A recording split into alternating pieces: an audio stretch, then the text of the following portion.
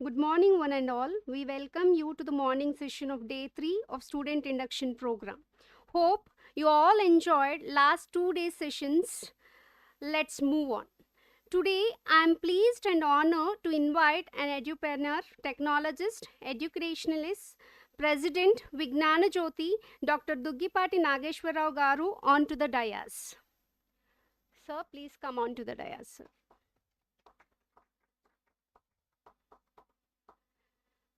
May I also invite our principal, Dr. C.D. Naidu Garu, onto the dais.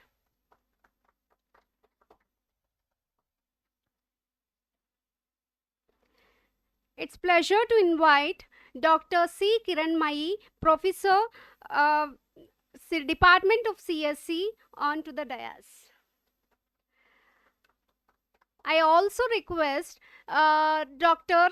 N. Aruna Kumari, Assistant Professor, Department of Humanities and Sciences, onto the dais.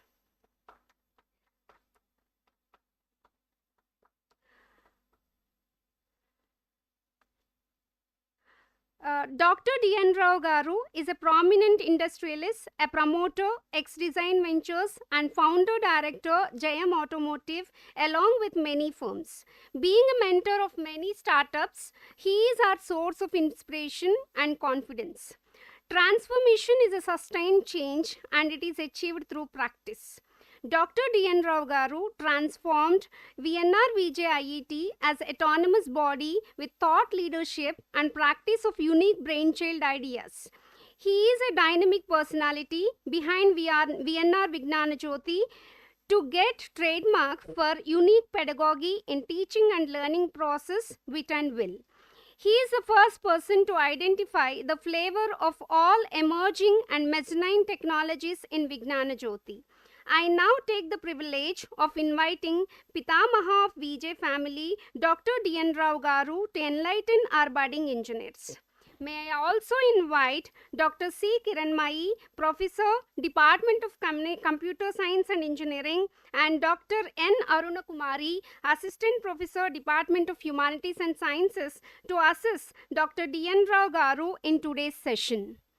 May I now hand over the session to our President, Dr. D.N. Rao Garu.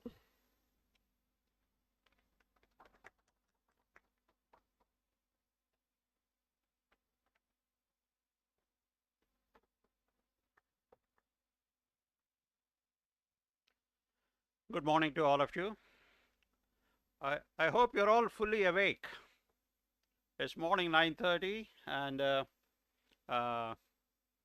so this is going to be a little bit long session, 1.5 hours, but I assure you it will be a mix of fun and knowledge. The title of this one is VJ Philosophy. Can we have it on this screen, please?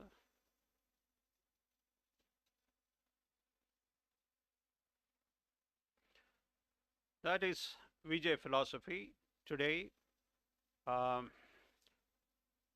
my colleagues who developed this philosophy, very fortunate they're also with me, Dr. Kiran and Dr. Aruna Kumari, and our beloved principal, Dr. C.D. Naidu Garu. They're all with us today, and I want to share what is VJ philosophy. Please sit down, Amma. At Vignana Jyothi,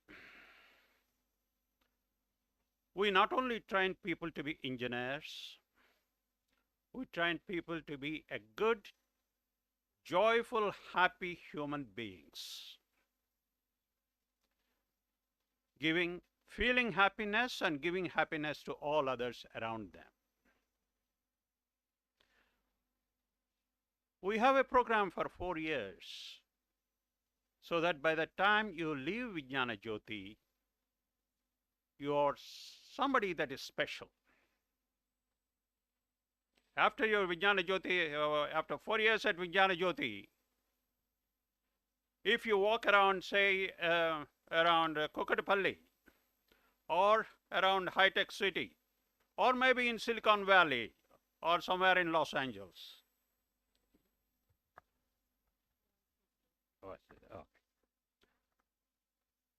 or somewhere in Los Angeles, people will immediately, hey, that girl or that boy must be from VNRVJIET.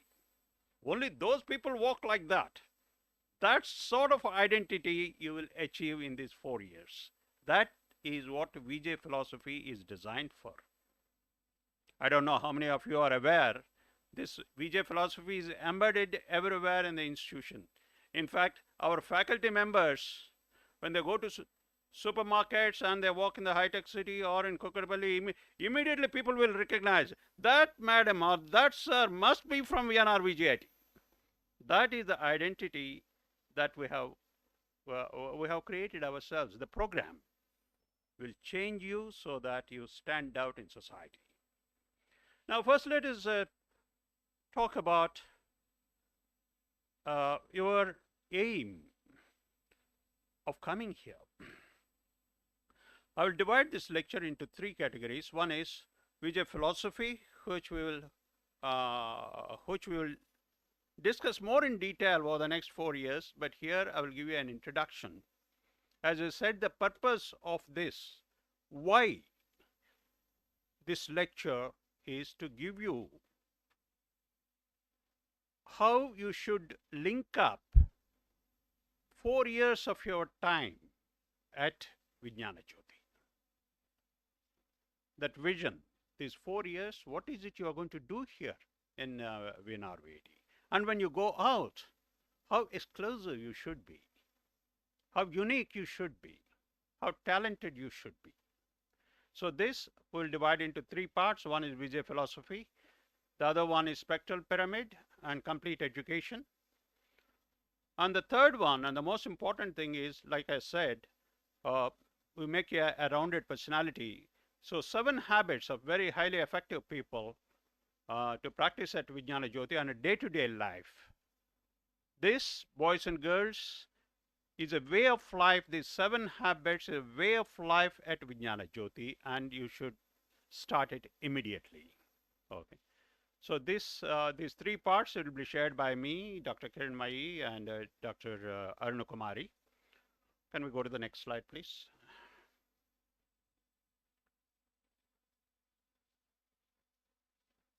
This is what is engineering and technology? What does it take to be successful?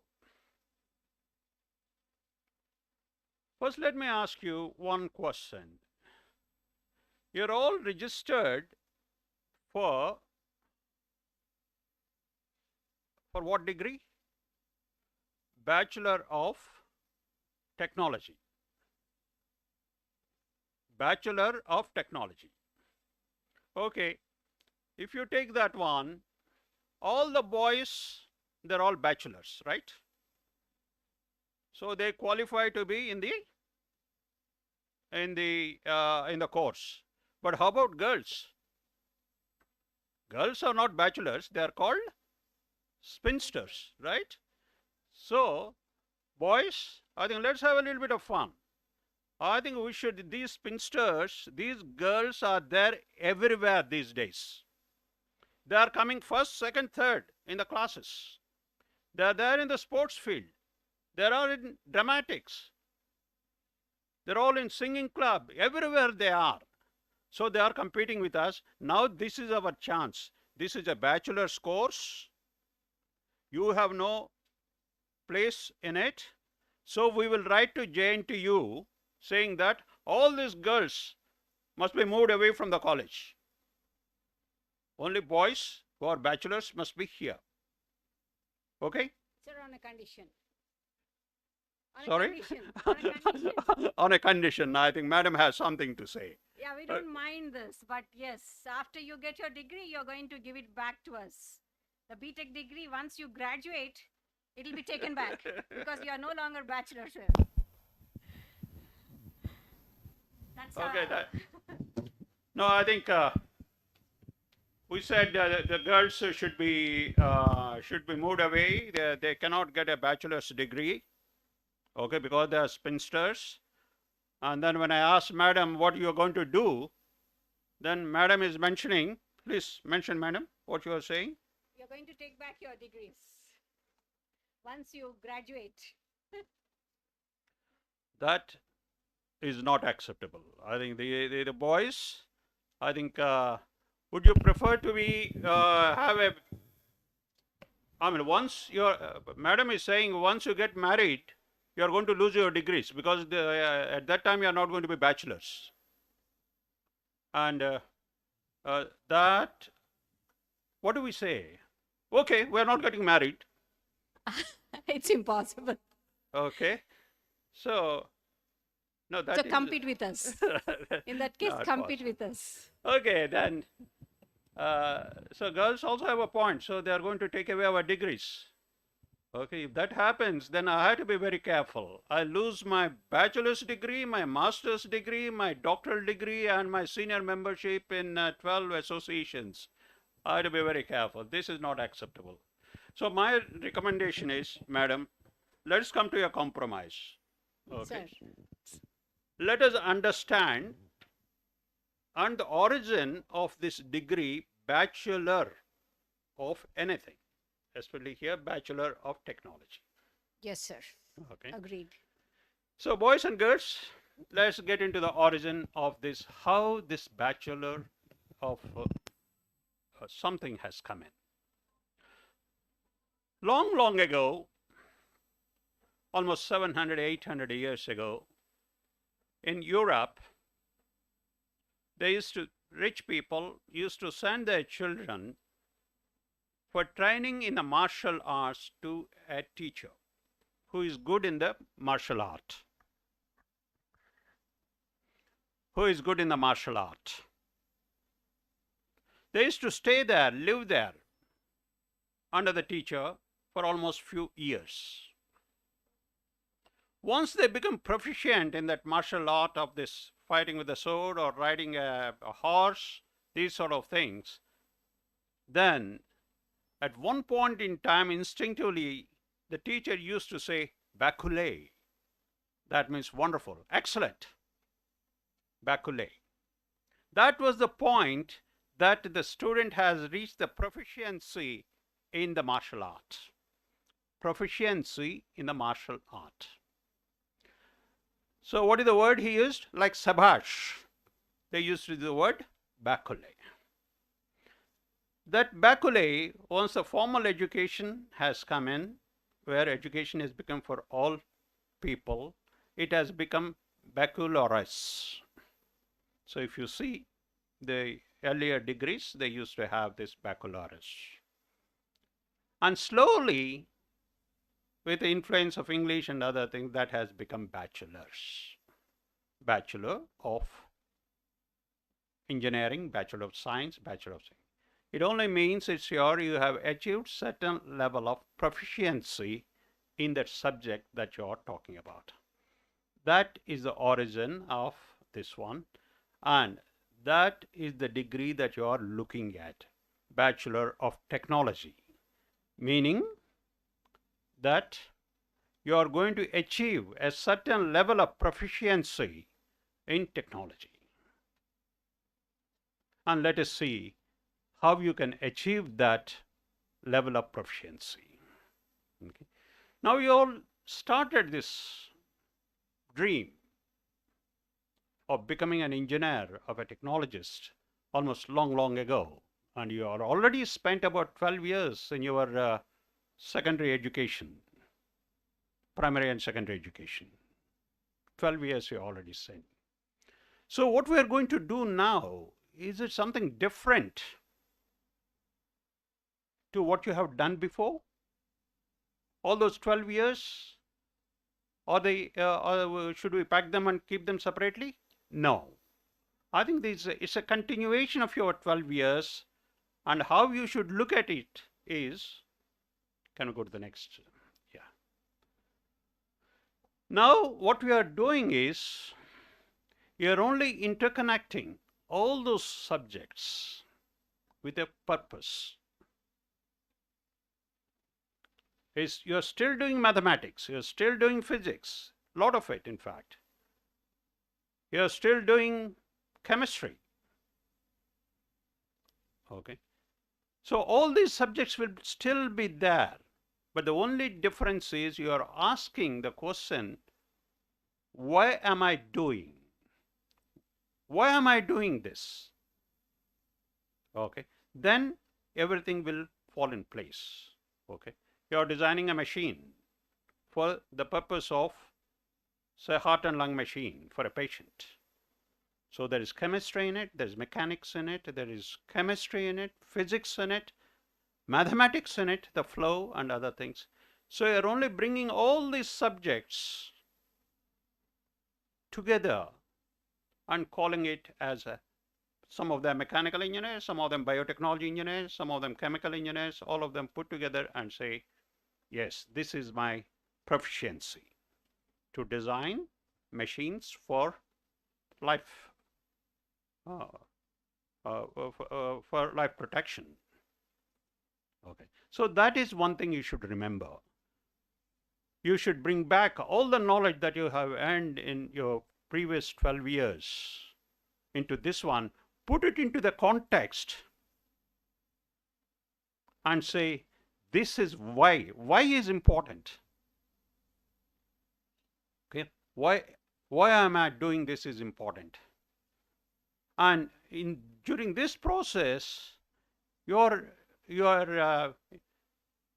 only doing one thing. You are putting all your subjects, all your learning, 12 years learning, and imagining something, and then doing it, modulating it, and putting them back together. That's the reason why at Vignana Jyothi, we also call engineering as imagineering, inventing.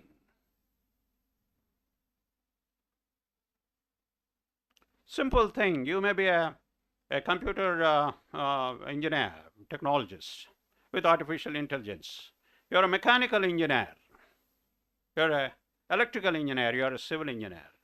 For example, in your house,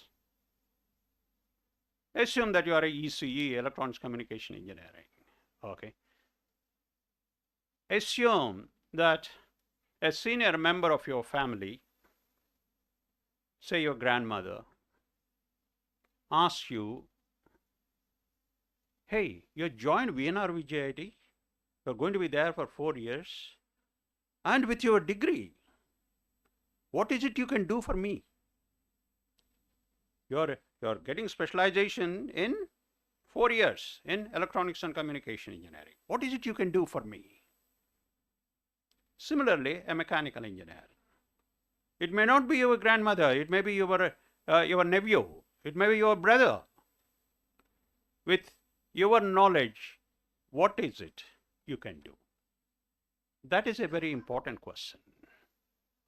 Then immediately, like I said earlier, the example of medical equipment, you can always tell your grandmother, hey grandma, if your hearing is bad, I will correct it through this machine.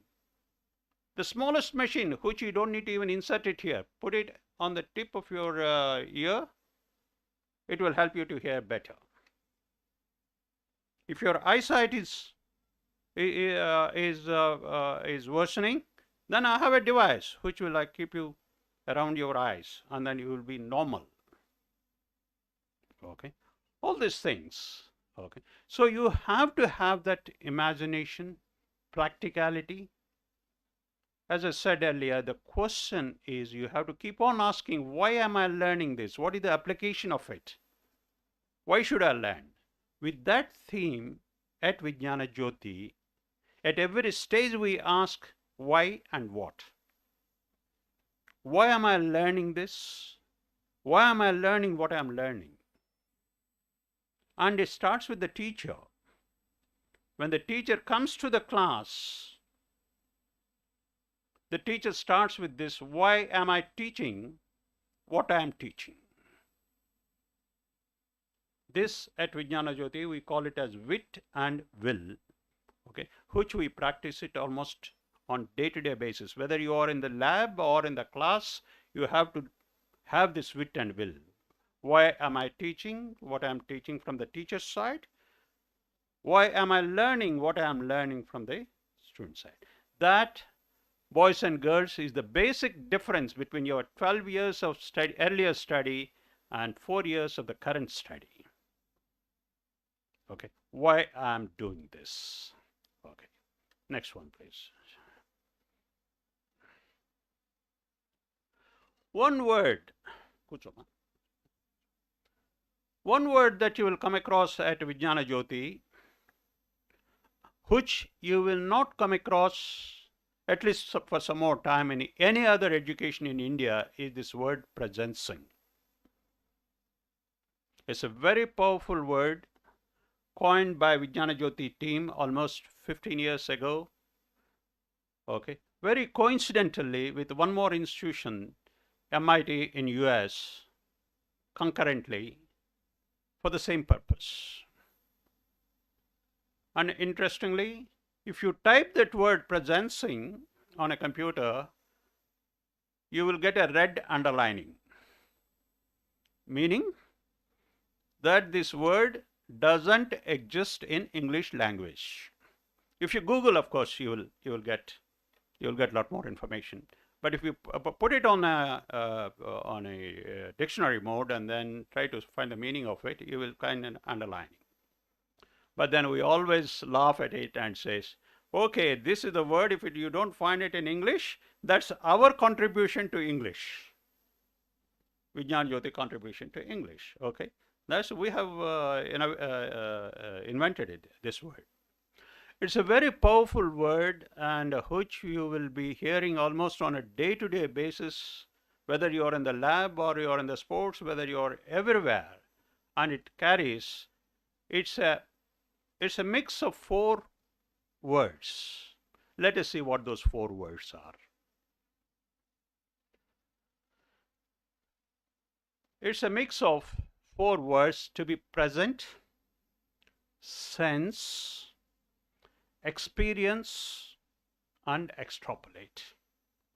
As I said, this word is getting into academics, both at VNRVJIET in India and at MIT Sloan School and other places in USA. Okay, it's slowly getting adopted worldwide, but this is the strong point of Vignana Jyothi, and you should understand the essence of it. Otherwise, you will miss the spirit of Vignana Jyothi. From the last few years, 12 years, I said, okay, whenever you entered into the class, what is the first thing that you did, that you used to do? Mark the attendance. Ravi, present ma'am. Aruna, present ma'am. Present. What does it mean? You are present in the class, but thinking about last night's serial on the television, Kaun Banega Crorepati, who won 50 lakhs, who won 1 crore. You're present here physically, but your mind, your spirits, your this one, your attention is somewhere else. But here, presencing means you're here physically, with your mind, with your heart, with your soul, fully concentrating on this minute, what is happening around you.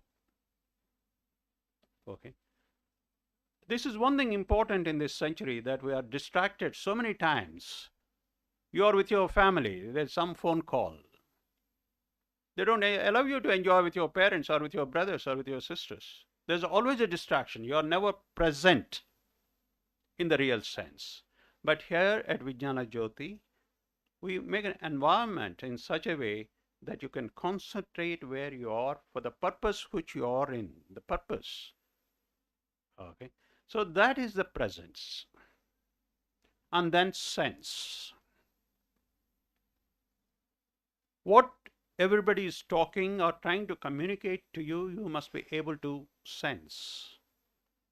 Yesterday, there was a 28 millimeters of rain in Hyderabad. Okay. You must be able to sense what is 28 millimeters of rain. How much of it compared to the whole thing will it flood? So that millimeters, 28, you have the background of mathematics, you have the background of physics, you have the background of trigonometry, flow, other things. But when people say 28 millimeters of rain, Okay. This much of rain yesterday evening, when all of it is collected at one place, what is the flood havoc it can create? All this 28 millimeters of rain in half an hour. How much it comes together. So that imagination and sensing that figure is important in engineering or in any field that you're working out.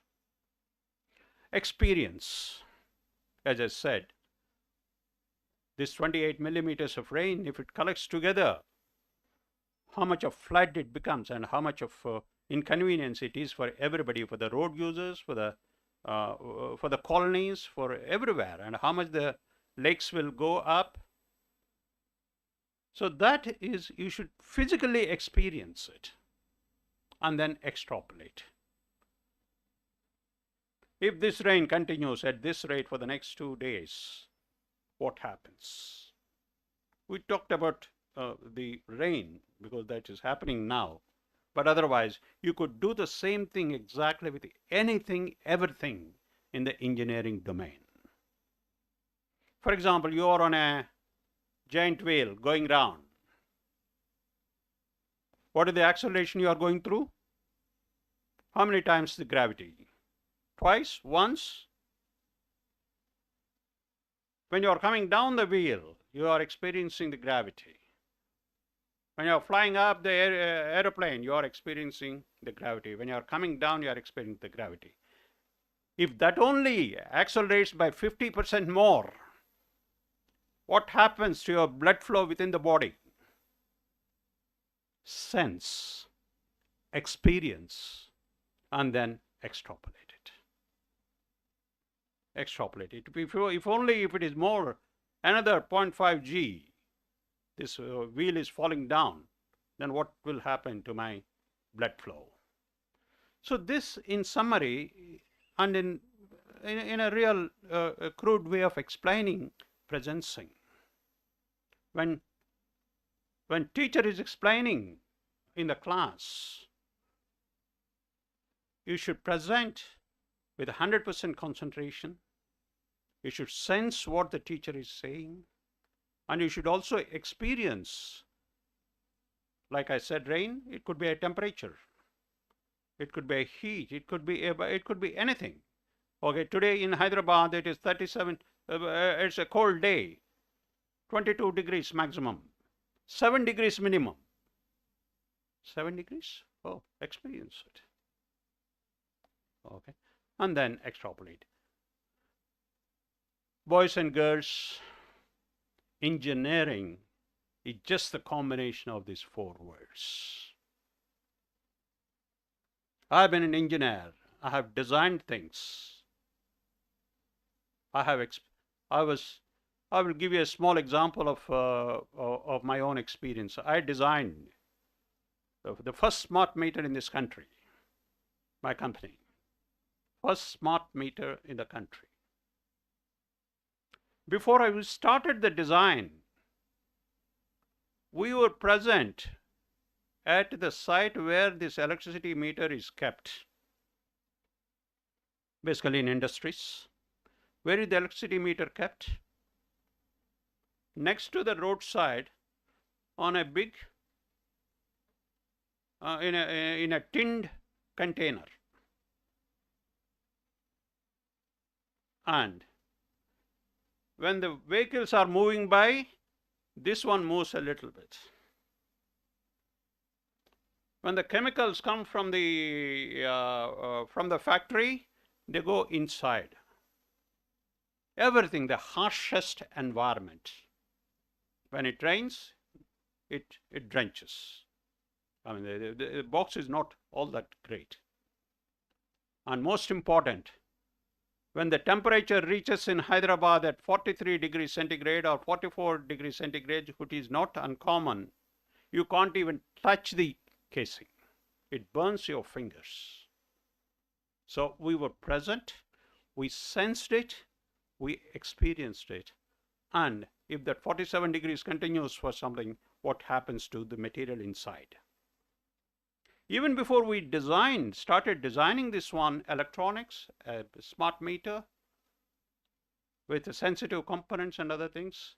We went through this scenario of complete picture, visualized it, extrapolated, and designed it. Today, after so many years, I think smart meters or the smart people are getting into it. Okay. So this is a very it's a very important word, presencing. The word "you" that you see on the top right, experience, is a figurative representation of this presencing. You enter through the left limb, sense it, present it, and sense it. At the bottom of it, you absorb it, you experience it. And through the other limb part of it, you extrapolate it and then design things. This is how the word presencing occurs. Okay. And another word that you will come across in VNRVJIET, design thinking. All of you from day one will be designing something at Vignana Jyothi, while simultaneously designing your own life. But you will be designing something engineering here, apart from your own life, at VNRVJIET. And surprisingly, these two terms, presencing and design thinking, contains the same theme. Let's go ahead and see what design thinking is. It is empathy.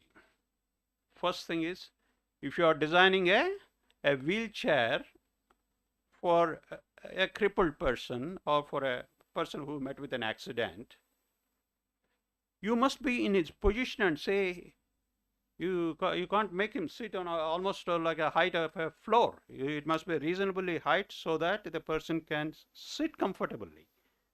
You should put yourself in his position, sense, empathize, this is called. After empathy, experience it, define it. And then extrapolate, ideate, prototype, test. That is the extrapolation, realizing it, testing it, etc. I'm here in front of you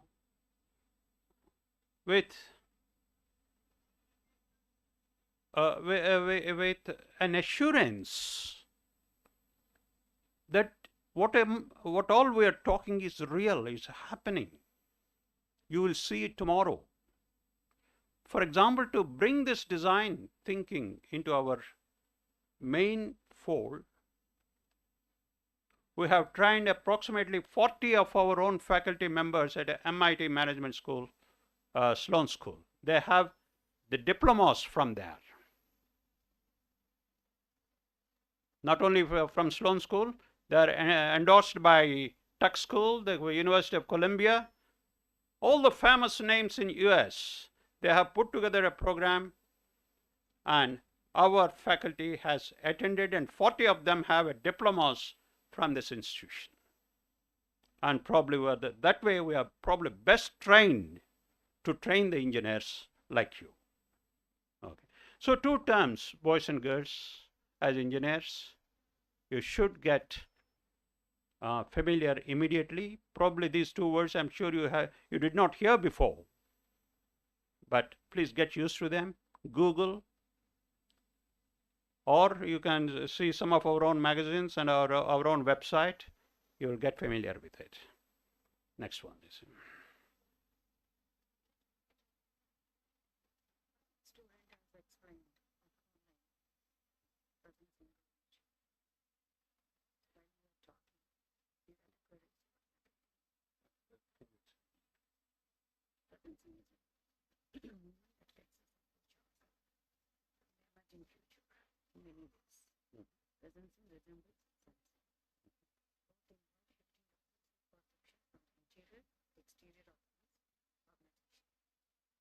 a message Okay. when you were discussing. You explain.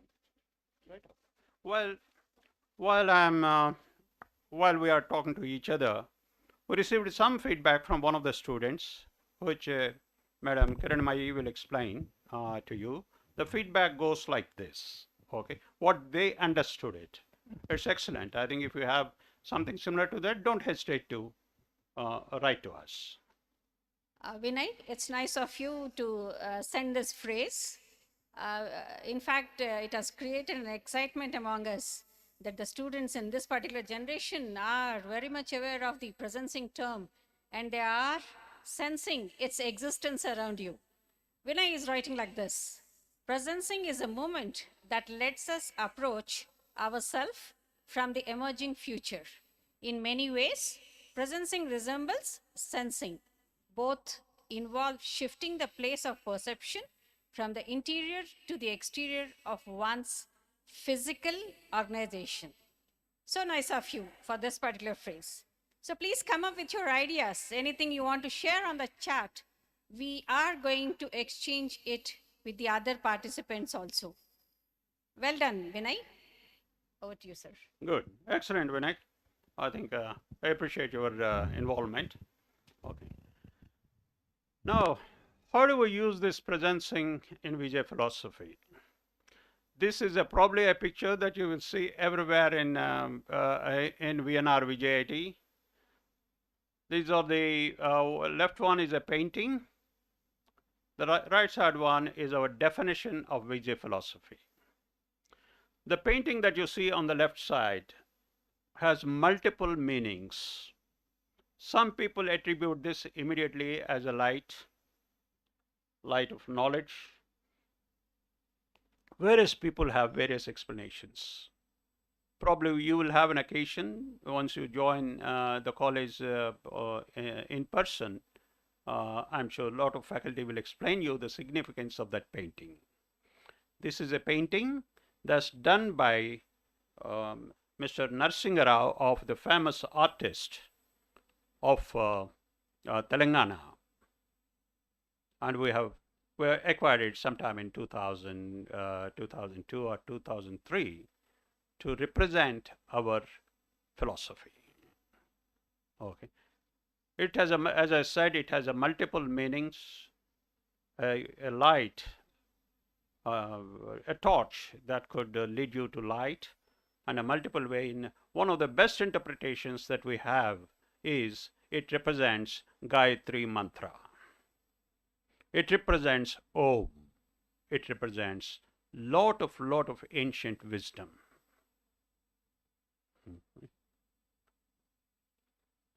I will look forward for an occasion so that our faculty can talk to you directly the various meanings of that picture on the left side.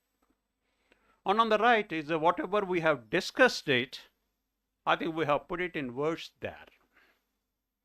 Presencing at Vignana Jyothi is education is a process of presencing, is a process. We make you present there, we make you sense, we make you experience, we make you extrapolate, we make you do things, realize it. It's a process. Either you're in the classroom, you're in the lab, you're in a VJ hub creating things of your own for your own startup, or whether you are in a play field, you will experience that. Okay. So again, I think, why are we doing all this? Why? What is a common question everybody asks? But at Vignana Jyothi, we ask the second question, why? That is speciality of Vignana Jyothi. Why? If you read the last bit of that paragraph, what does it say? Discovering new possibilities. Okay. Discovering new possibilities is the end purpose why we are going through all this. What are the new possibilities? What are the new problems first? Environment is a big problem. Pollution is a big problem. Temperature rise is a big problem. Chemical pollution is a big problem. Water resource is a big problem. Contamination is a big problem. Health is a big problem.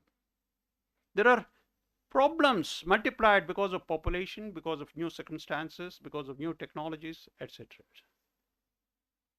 Today, in a national capital, Delhi, okay, you can't live in comfort of a good air. So what are the new possibilities? How we are going to correct it? Boys and girls, yesterday, as I said, you're very smart. This generation is very, very smart. COVID, within 1 week, all of you got adjusted to online learning.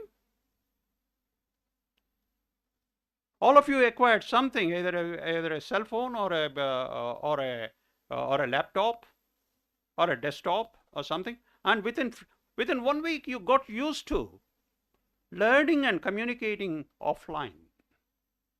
Online is not a small thing. And it's happening on multiple times in our country, across all sections of society.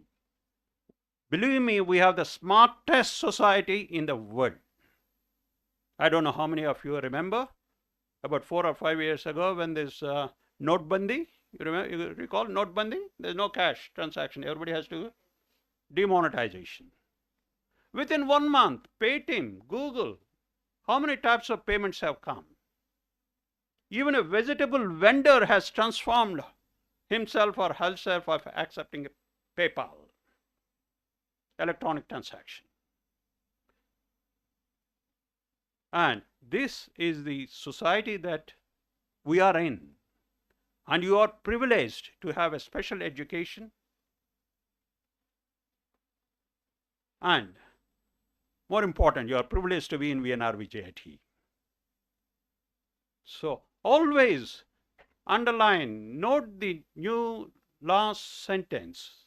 Your purpose is for discovering new possibilities. That is the end of the VJ philosophy. That is the purpose of the VJ philosophy. All your education, all your training, everything, you have to resolve the existing problems with the new possibilities. Okay. So you will have more of it during your journey at VNRVJIET. Next one, please. This journey, boys and girls, these are 5, I think actually, steps. So we are, during the initial course, they will clearly tell you what is engineering and technology. Then, as I said, your career vision, how you are going to contribute for the new possibilities, that is, in which domain your career is going to be. Okay.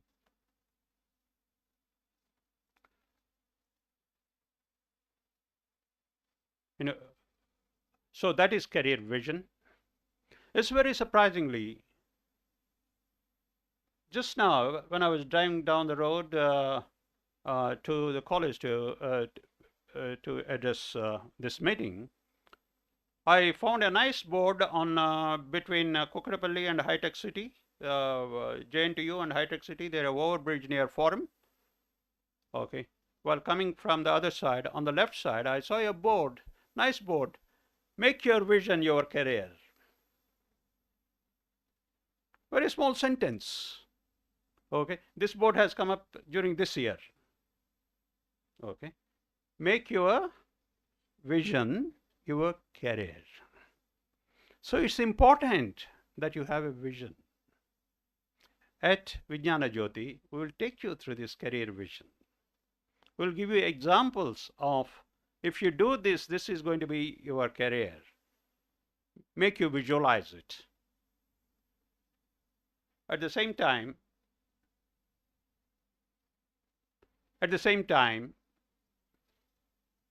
we will give you, as I said, wit and will. Why am I teaching what I am teaching, and why am I learning what I am learning is the essence of it. Boys and girls, here is a small advice for you. All the faculty members are trained to speak in the first 2 minutes to let you know why they are teaching what they are teaching. By any chance, okay, by work pressure or by mistake or by anything, if the faculty member misses to address that point, you can very gently request them, ma'am, can we have the first paragraph, the first introduction of why are you teaching this one? What is the application of it? Okay, you are welcome to request. Okay, so this is basically the career vision approach and wit and will. Ask a question: why am I learning what I am learning? Okay, it's so nice that when our faculty members were teaching with the same, why am I teaching what I am teaching? Many students, like somebody has sent, when I has sent the letter, many students came back with the feedback. Sir, madam, I think this is another example for why I am learning or why you are teaching. I think that interaction enhanced teaching and learning. Okay, next, this one, please. And I think my time is running out. I have to leave the this one for the other speakers. The industry that you are going to face, and we're already in it, is known as Industry 4. That captures the earlier technologies of automobiles, of steel mills, everything into the new domain of artificial intelligence, machine learning, data analytics, etc., etc. You have all the courses here in this one. So these are the applications. These domains are going to be applied in every industry. So Industry 4 requires Education 4, where all the new technologies are addressed. At VNRVJIET, we have a specific scheme for it. All the new technologies, like I mentioned, okay, data sciences, Internet of Things, all those things that I mentioned, artificial intelligence, etc., etc. We call them as mezzanine technologies. Mezzanine in a building means it is nearer to the ground floor, accessible from all sides, and accessible to everybody. So whether you are a mechanical engineer, electrical engineer, civil engineer, or any type of scientist or engineer, this data analytics, this Internet of Things, this artificial intelligence, all these domains are kept on a platform where you can go and pick up. I'm doing this building. I would like to know the data analytics of the vibrations of the seismic data from the last 40 years. So you have the data analytics there. You are designing a machine. I want to make it robotic. So what are the technologies that are available? They're all available on the mezzanine. That's the reason why at Vignana Jyothi, if you are a mechanical engineer, you are not only a mechanical engineer, you are a mechanical engineer with some more specialization like robotics. Or you are a mechanical engineer with machine learning. You are a mechanical engineering with artificial intelligence. You are a mechanical engineer with data science. The machine that is turning will give you the statistical rejections and how the tool has to be corrected. All of it is built into the machine. So these terms, boys and girls, whatever engineering domain you are in, please get used to these domains. Okay. So like we said at Vignana Jyothi, we always see money is not the end of the thing, not GDP, gross domestic product. At the end of it, how many people we make because of this product, they are happy, they are prospering. In future, it is, you will notice it in Vignana Jyothi philosophy, that it is happiness to all, success to all, fulfillment to all. At the moment, unfortunately, all over the world, it is happiness to me, success to me, money to me, everything to me, nothing for others. But through this philosophy of Vignana Jyothi, I think we should make it available for all. This is not this one. You will probably see in one of the slides that this is a sloka, Shanti sloka, created thousands of years ago. Whatever you are doing, your knowledge, ignorance, knowledge and efforts must create all these things to all the people, not to you. I think, can I have the last one, please?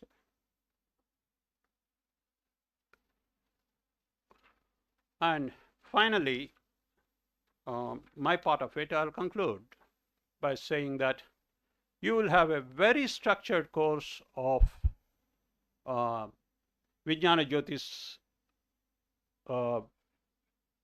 philosophy. We call it a structure of how you can acquire success and happiness together during your, not till the last year, but during your first 2 years itself. How many of you want success only, not happiness? No. How many of you want happiness, but no success? No. All of us want success and happiness together. And fortunately, very fortunately, these are not two different techniques. Just 9 elements will make you both successful and happy. Okay.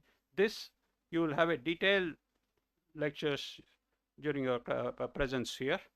And now I would request my colleague, Dr. Kiran to go ahead and then present the spectral pyramid, the structure of teaching learning process at Vignana Jyothi. I must mention this one. Dr. Kiran and partly myself has guided the other speaker, Dr. Aruna Kumari, okay, in her PhD program in the education technology, education process reengineering. Her thesis was appreciated by lots and lots of people, and that thesis is also the backbone of structuring our education here at Vignana Jyothi.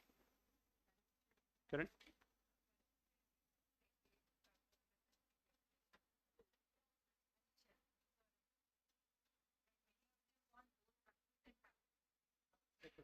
They want both success and happiness. Most success and happiness. Okay. Okay, before I close, I think a lot of you wanted to understand success and happiness. So I wish you success and happiness all through your life, not only to you, to all the people whom you know and whom you interact.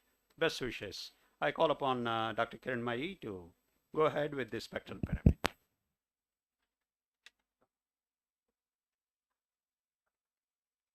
Thank you, sir. Before I take up the next section, I would acknowledge the message that has been sent by Mauktika, Veda Mauktika.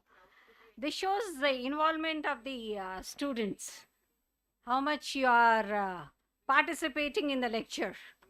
Mauktika, she writes like this: presencing the way of seeing Presencing is the way of perception of one's future, aspirations and thoughts, and finally enlighten themselves, leading their way to success. Nice definition, Mautika. Congratulations to you. Yeah, before I take over for the next presentation of the spectral pyramid, so like we had a discussion in the earlier phase, myself and President Sir, wherein your bachelor's degree will be at a stake if you're getting married. I'll give you a choice here. So therein, by the time you graduate and leave the institute, my dear boys and girls, bachelor's degree after a year or two will be a paper for you. By then, you're already enlightened with the skills, the knowledge, facing the challenges in the society. So this is how we have designed your 4-year career, not only academics, but the pursuit of research, innovation, excitement, all this. So before I go ahead with this talk, I would request for the video.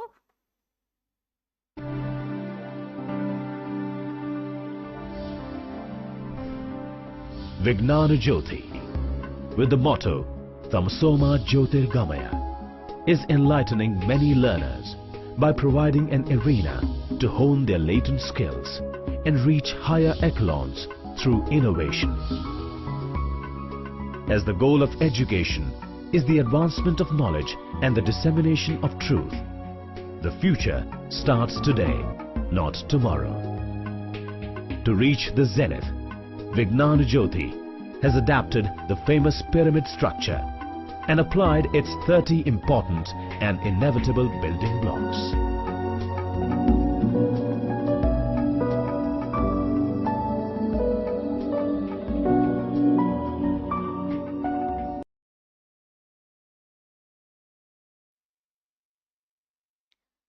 Thank you, Gada. So you might have seen this exciting video wherein how your career is designed for the 4 years of your life at VNRVJIET. How should our VJVITians should be different? How do you differentiate yourself? Like in the earlier part of the speech, like President Sir told that you are recognized by the way of your talk, your walk in every phase of your life. So it's not only the academics with the internet world floating around, there is so much to learn through self-learning. Then what else can we do? So here comes the spectral pyramid, which will provide the complete education for a student through their 4 years of life at VNRVJIET. The first phase of which is excellence in academics, transforming and transcending yourself into future with the new tools or new knowledge base which is coming up, may not be at the starting stage, but while you are through your 4 years of journey, every development that happens in the respective domain will be handled through the various exposure, maybe in the form of certifications or the workshops which you are going to attend. The second phase happens to be the exploration of knowledge through research, making you part of the research that's happening in the institute through funding projects, to the research proposals of the faculty members, their own PhD thesis, which is an implementation stage. The third phase, excitement of innovation and entrepreneurship. I know this generation, mostly all of you want to become the entrepreneurs, not the employment seekers, but employment givers. So this part is the third phase, what we have designed for the spectral pyramid. And the last one, it is the exponent of development of a rounded personality. It is not only the knowledge, but a perfect human being. You are entering into while you are in the college, you are entering at your teens and graduating like a matured professional with the sense of empathy and humanity. So this is how we depict.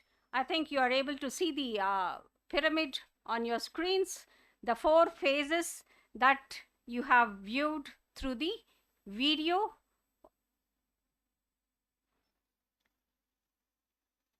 We'll go to the next slide.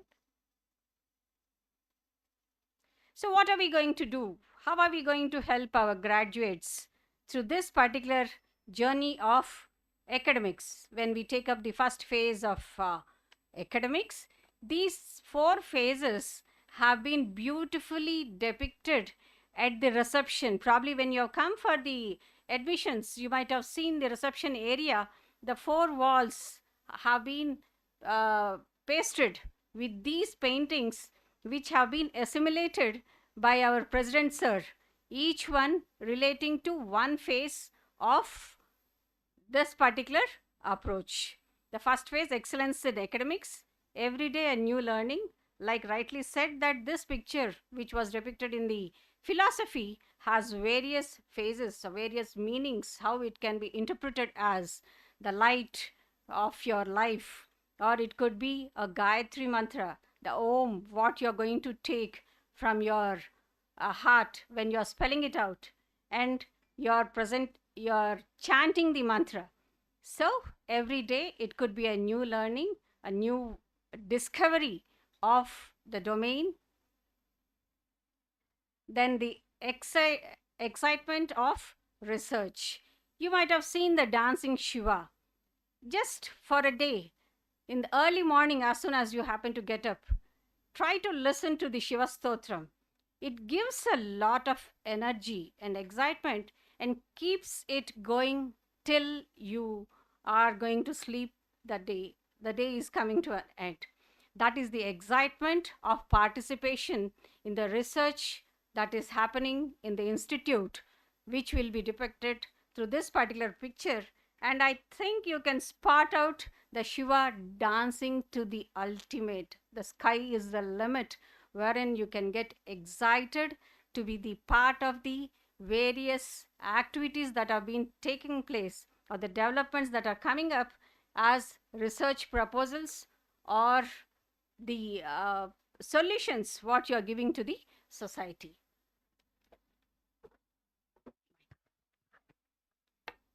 Then next, innovation and entrepreneurship. So here I presume that you already know the story of Sagar Madhana.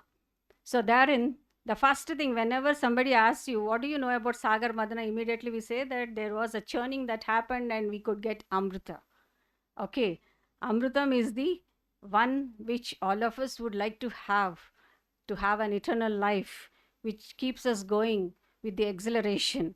So through this picture, we'll have a series of sessions basically taken by our President Sir, who has framed these 4 pictures around the spectral pyramid. So can you add something to this? Okay, so this is during the Sagara Madhana, the outcome, what you're going to get it, that is the way you are going to excel yourself when you are going to enjoy the life at VNR. The last phase, exponent for development of an all-rounded personality. This is not only studies or research or innovation that's going to happen. Other than that, engage yourself with various activities, maybe in the presentation of the papers or participation in the conferences, having a scintillating environment of music and dance, being a good sportsman with the participation at the sports complex, an exhilarating arena that is provided to you to have to realize your potential and your energies.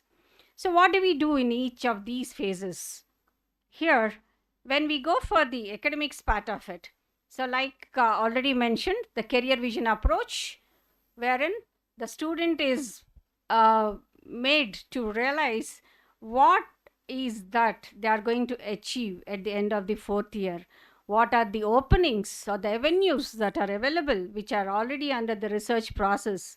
The TED videos shown to you will make you understand how the learning can be taken to a real-time application.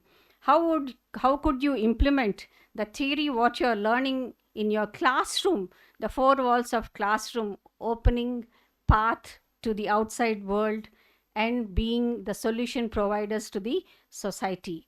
The VNR lab protocol, but till now probably you have done all your science exercises, or in your intermediate your laboratory sessions were a list of programs.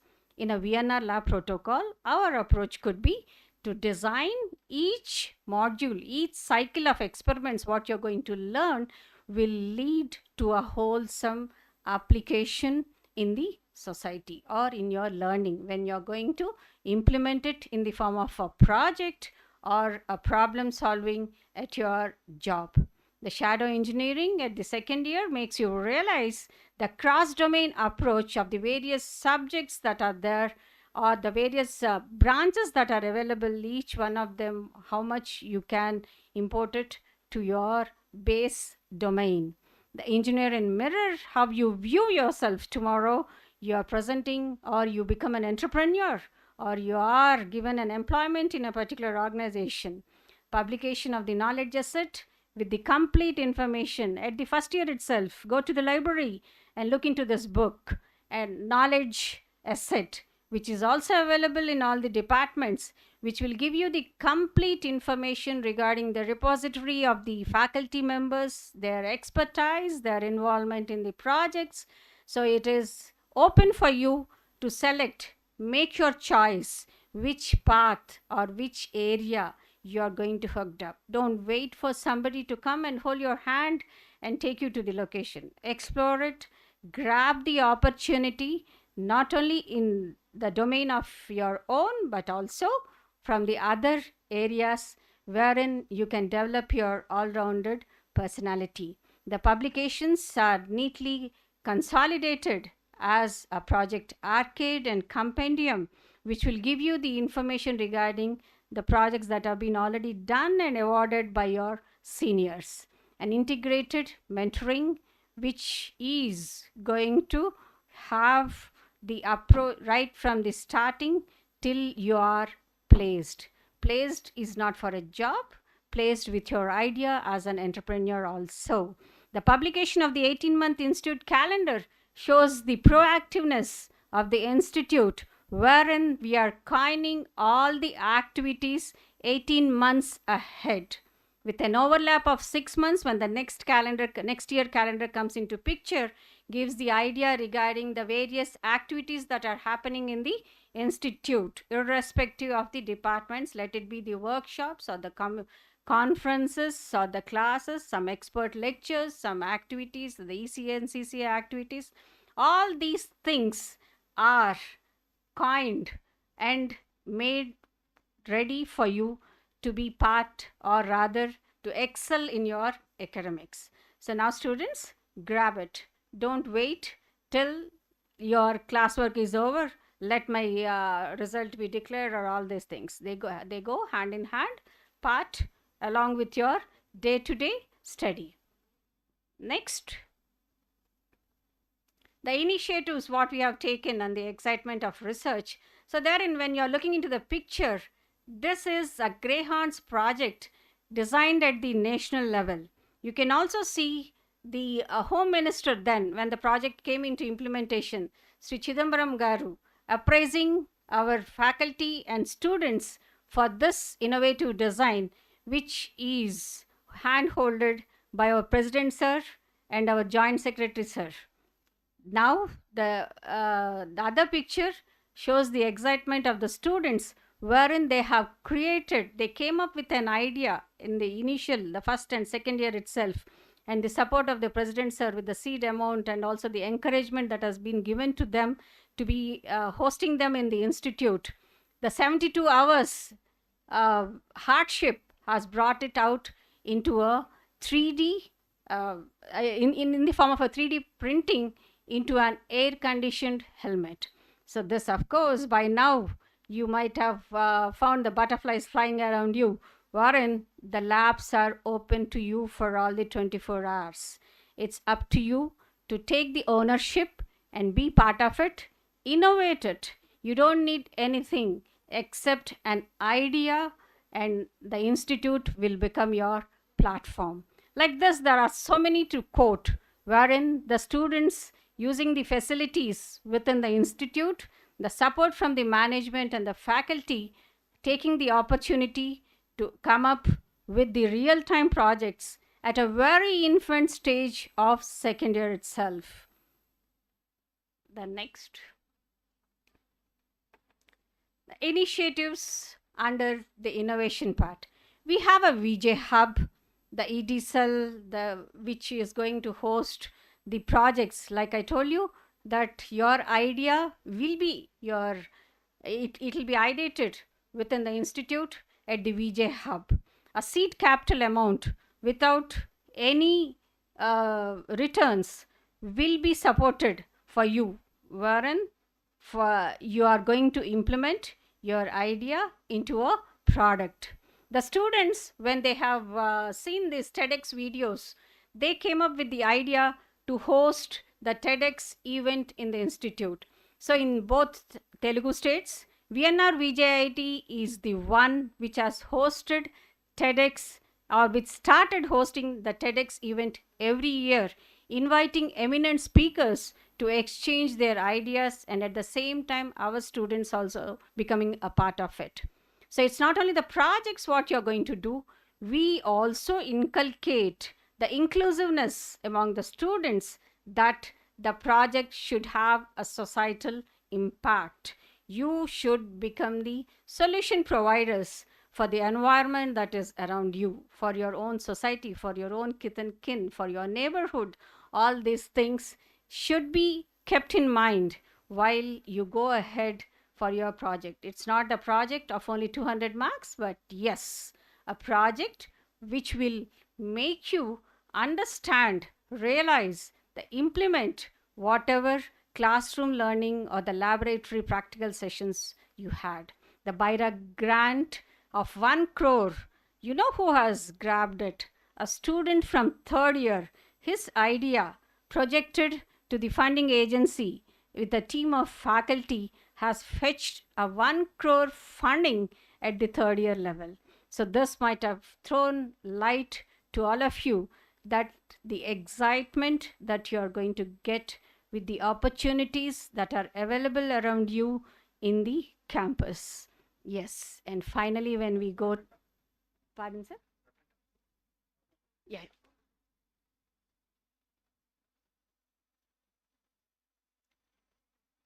No, previous.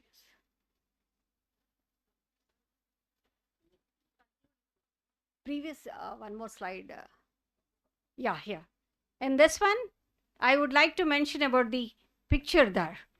It is a sensory measurement unit for a driver when they are driving, depending upon their gestures, trying to find out whether he is going drowsy or drunken, or many other aspects that could be designed to find out the operations of the sensors or sensory organs of the driver.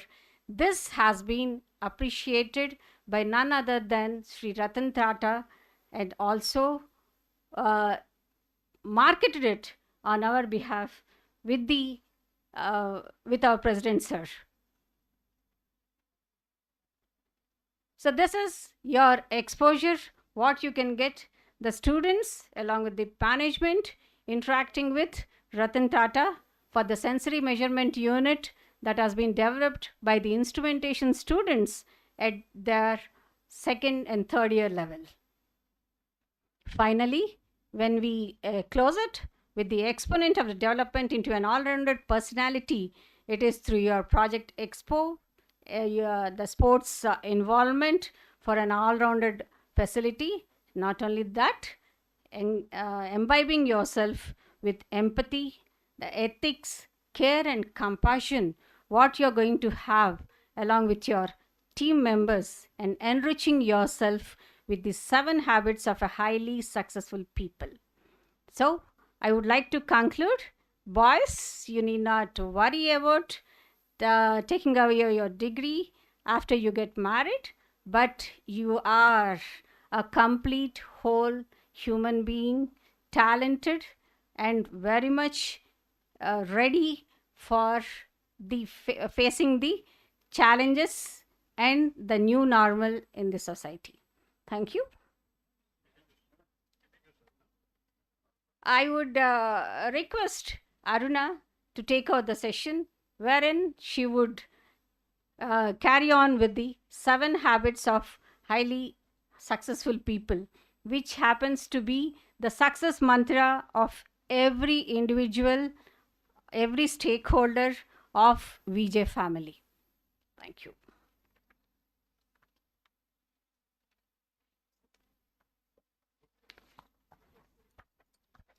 Thank you so much, ma'am. A very good morning to everyone present here. And I warmly welcome all first year students to our VJ family. And today I'm very happy and delighted to share this stage and also the theme with my esteemed guides and leaders.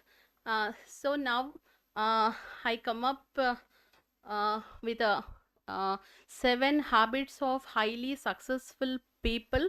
So the book, most of you might have known this, but which is a continuous practice at Vignana Jyothi in our day-to-day life of every student, faculty, and everyone. First, if you physically present in the campus, or some of you might have already seen some classrooms, and you may visit the laboratories. Everywhere you can see one board which is highlighted with that red arrows. So which is the list of 7 habits of highly successful people written by Stephen Covey. So this is a book really helps us to guide and to develop a personality in a professional way. So at last we want to see you not only a bachelor of engineer but also a professional engineer with all esteemed characters. So as Stephen Covey rightly said, almost all the literature in the past 150 years or so focused on what called as a character ethic, so as a foundation for success. So let us discuss something about this character ethic and also partly personality ethic. So there are some attributes to describe this personality ethic. So we may recognize the people around us with a public image, good public image, and also lot of social interactions, and those who have a special and unique appearance, once we can recognize them and we remember them always. So these are concerned as personality ethic.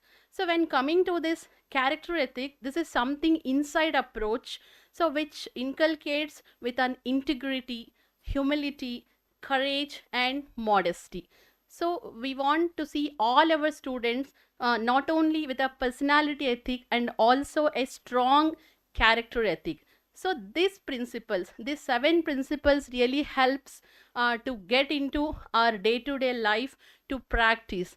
So don't worry, when you get into the campus every day, every time you can realize the importance, and also you will enjoy the essence of these habits. So let us have a brief look into each and every one, what it actually suggests us to practice. So the first practice is a be proactive, which is a ultimate habit that every human we want to be like this. So we usually see the people who are reactive around us. So the people always talks about flaws, obstacles, complications, and finding some reasons for all the problems, but very few people focus on the things of solutions or their capacities, or how can they add to that problems as a solution, and how can they create a path, so which we call them as proactive people. So this proactiveness really pull our mind from negative to positive. So the positivity which gives us lot of humanity, joy, and also a good path, energy, and also presencing, as you are all aware of the importance of that presencing, how it is most important to inculcate into you. So which this first habit really helps you. So always try to be proactive everywhere and every time. And when we see the second habit, that begin with end in mind. So you're supposed to deal with lot of activities which are already designed for you, for your personality development, not only to gain the knowledge and to explore all the possibilities around in the campus and outside the campus.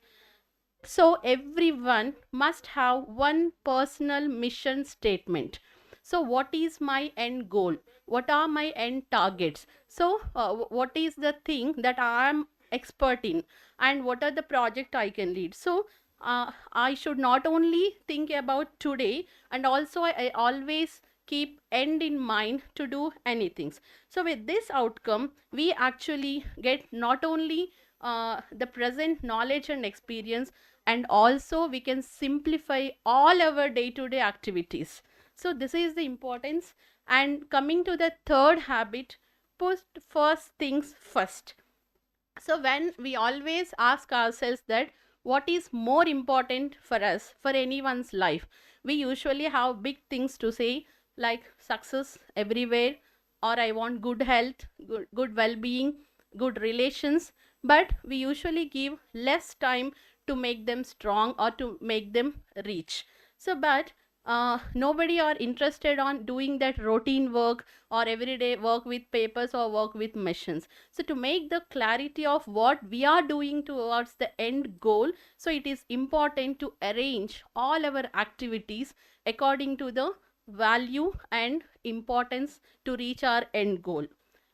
And very important one, think win-win is the important habit. That I is always a most powerful word when we believe, and we really get some confidence, recognition everywhere when we believe strongly in ourselves. But in today's society, only feeling that I should get everything, I want to do this, I want this, or I must be happy, I must be successful. So this will little bit deviate ourselves from the social welfare. So we have to shift this focus from I to we. So when we think the importance of we, so always when one is added to one, that really strongs, and we can see that as a 11, a big number. So when we have to combine efforts, when we have to learn work with people, when we have to learn cooperative skills, leadership skills, problem solving skills, so we definitely reach everywhere to the end success. And next habit, seek first to understand, then to be understood. So we always want to be a good speaker instead of good listener. But being in this stage, being a student, first skill that you are supposed to have to be a good listener. So to get all the knowledge in our all classrooms and also through your lab experiments. But understanding everything is not so simple.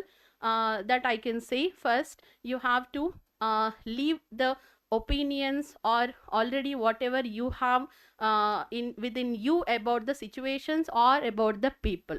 First you have to be feel empty to listen the others, and the importance of understanding others. So we don't require sympathy anywhere. So nobody bothers about how much amount of efforts that we are putting on doing things, but we want empathy. So which we have to every time we have to realize the importance to become a people with understandable people. So then we will have good relations and good success everywhere. And the next habit, the last one, synergize. So which really gives us the importance of a teamwork. So you all know the results of work with people. So you're supposed to do a lot of projects and lot of knowledge sharing and proactiveness to interact with your faculty and your co-students. So everywhere effectiveness is depends on combined efforts. So the outcome what we get to having this synergize is a good confidence and also a good recognition everywhere. So and ability to work with people. And coming to that last habit, sharpen the saw. So you're all aware of the story of this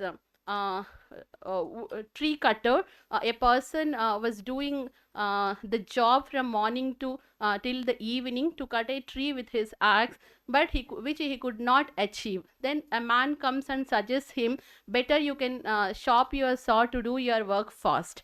Then he said that I don't have time. So we may have this answer for most of the things, that we don't have time. So which means our mind is not ready to take up the task. So what we required, we have to sharpen our mind, and readiness is very important, because we have the strongest weapon. Our mind is the strongest weapon to achieve anything. So every time spend time to sharpen your mind. So spend time for your health, and 30 minutes for walking, 15 minutes to read a good book, or 15 minutes to interact with the people. So every time really adds some time to learn new things. So all these things helps to sharpen your mind, and also to keep aware of all the above habits to practice in your day-to-day life. Yes, you have a lot of examples, and you have lot of individual experiences to have each and every habit in the process of inculcating when you come into the campus.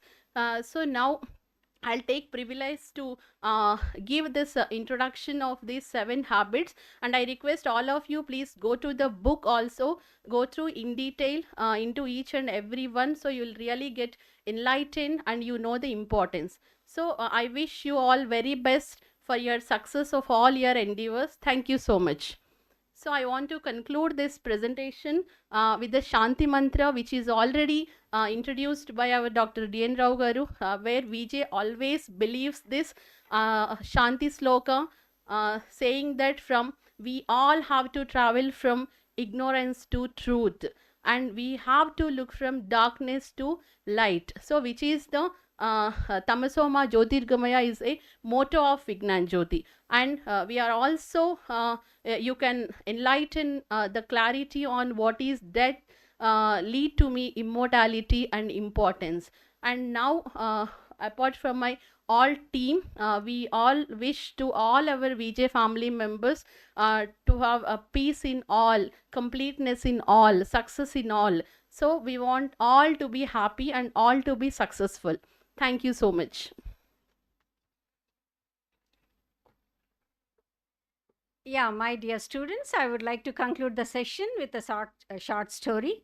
I know that all the while there were been so many number of lectures and all, but whatever may be our age, we'll be excited to listen to a story, isn't it? So under this presumption, please bear with me for 5 more minutes for an exciting story for all of you. This is about a person who happens to be a worshipper. He believes in God very much. All through his life, he has been worshipping God for every deed what he happens to do. And after a few years, he dies. He goes to heaven. So there, while having a chat with the God, he says that, God, could you enable me to look into my life? How did I lead my life all these years while I was a human being? So in this procedure, a flashback, or rather the ring, it goes back, the concentric circles, which will take him to the life he led through his life while he was alive. Okay, so therein, yeah, there will be a sand sometime wherein, so on this particular sand, there will be only 2 steps which he happens to see. So it's a sand, on the sand, his path of life has been depicted. Right from his birth till his death, he could see only 2 footprints on the sand. So he turns towards God and says that, I believed you all through my life. I worshipped you more than anything. My breath, my sense, everything was revolving around you. But you turned out to be a cheat, that you never supported me through the life. So here you know how God concluded it. He said, my dear person, or my dear human being, you believed in God all through your life, and now you lost that belief? No, it cannot happen. So those 2 feet, while you were in difficulty, or rather the places where you could find only 2 feet, not mine also two along with you, they are in fact my feet, wherein in your difficulty I was holding you in my hands, okay, in my arms, to see that you lead a happy life. So belief never goes waste. Believe in your subject, believe in your choice, believe in your parents, believe in your teachers, believe in your life. Success will always be there. So somebody, maybe in disguise, will always be helping you through your life. All the best, and hope to see you very soon on the campus with an exciting life, which will also energize in this particular 4-year journey of yours. Thank you. Thank you very much from all of us.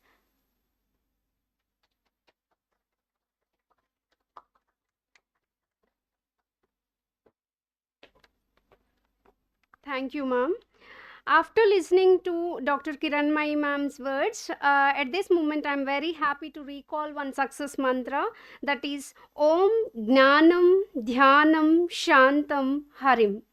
Om regulates our positive energy.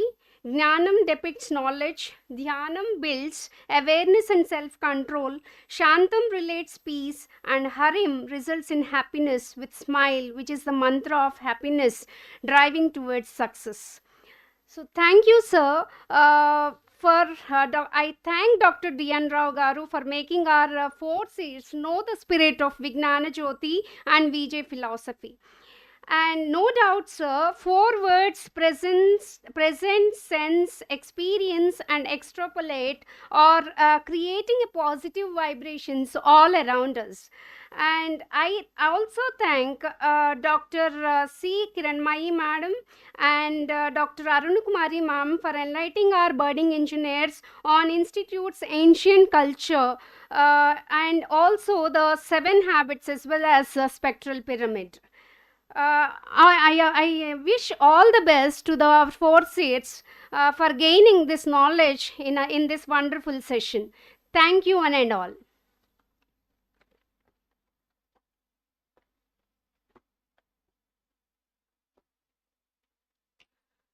Dear students, next session will continue within 5 minutes. All of you stay tuned.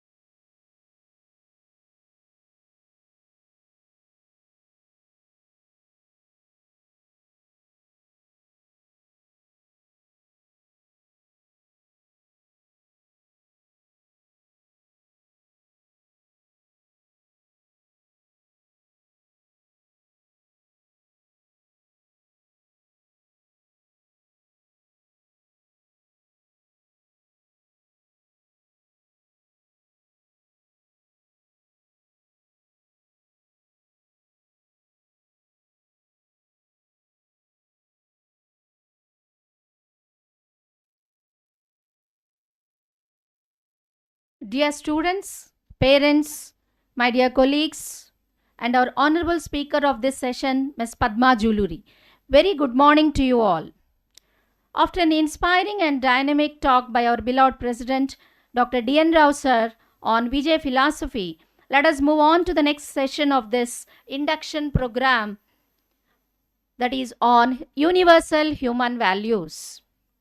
In this session, we try to understand how human values help us to stand as a towering personality in the society and how human values add fragrance to our professional life. What does universal mean? All human beings, all cultures, all religions, all legal and political systems, everything will be under one umbrella, that is universe. So we all supposed to stand in one under this universe. So the purpose of education is to progress the students to live a fulfilling life. Understanding what to do as a human being and learning how to do using these skills and technology what they learn during their education. AICTE has taken the initiative, that is Universal Human Values, as a model curriculum for professional education in 2018. The objectives of the UHV model are to help the student to see the need for developing a holistic perspective of life, and also to sensitize the student about the scope of life as an individual, as a person in the family, and to develop interpersonal relationship in the society, and also the meaning how to coexist along with others and also with the nature, that is about coexistence. And also it helps to strengthen the self-reflection on himself or herself, and also to develop more confidence and commitment to understand, learn, and act accordingly. So, in this context, we are here to welcome Ms. Padma Juluri, an academic expert in and also a project consultant for MGNRCE, that is Mahatma Gandhi National Council for Rural Education, under Ministry of Higher Education, Government of India, to talk about importance of value education. And I take this honor to introduce Ms. Padma Juluri, a short biodata of her.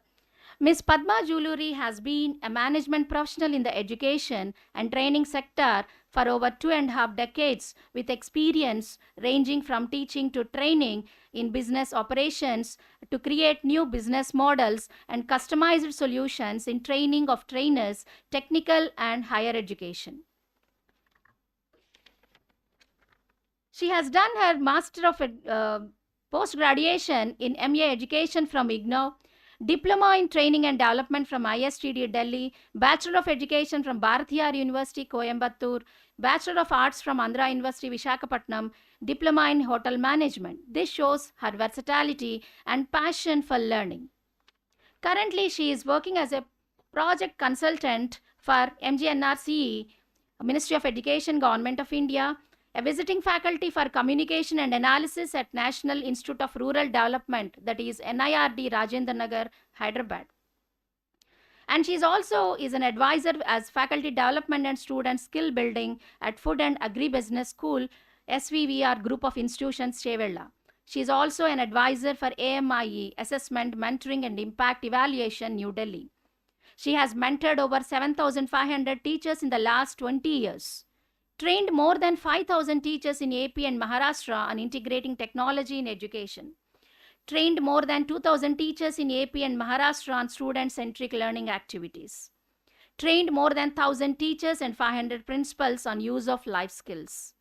She has closely worked with an IB World School in helping them with curriculum training and deliver for their primary years program. Worked closely with United Nations Population Fund India and Bhutan in validating content, delivering and monitoring training programs for teachers and teacher trainers. Worked with Kalinga Institute of Social Sciences in introducing life skills. She is also a master trainer in IL and FS education. certified technology in education trainer, attended International Teacher Education Conference conducted by British Council in continuously 13, 14 and 15, 2004, 13, 14 and 15 years. And she's also a visiting faculty at NIRD, and she's responsible for the content design and implementation of 132-hour employability skills program for 800 students in 10 government degree colleges in Punjab. 120-hour employability skills program for 1800 students in 28 government degree colleges in Karnataka. 60-hour soft skills program and numerical ability program for 550 students in an engineering college in Tamil Nadu. 200-hour development, communication and personality development program for PG diploma in rural development managed students at NIRD Hyderabad. So the list goes on like this. So let us take this opportunity to welcome Ms. Padma Juluri to take over the session and enlighten us over the importance of value education to all of us. Welcome, dear madam, to the session.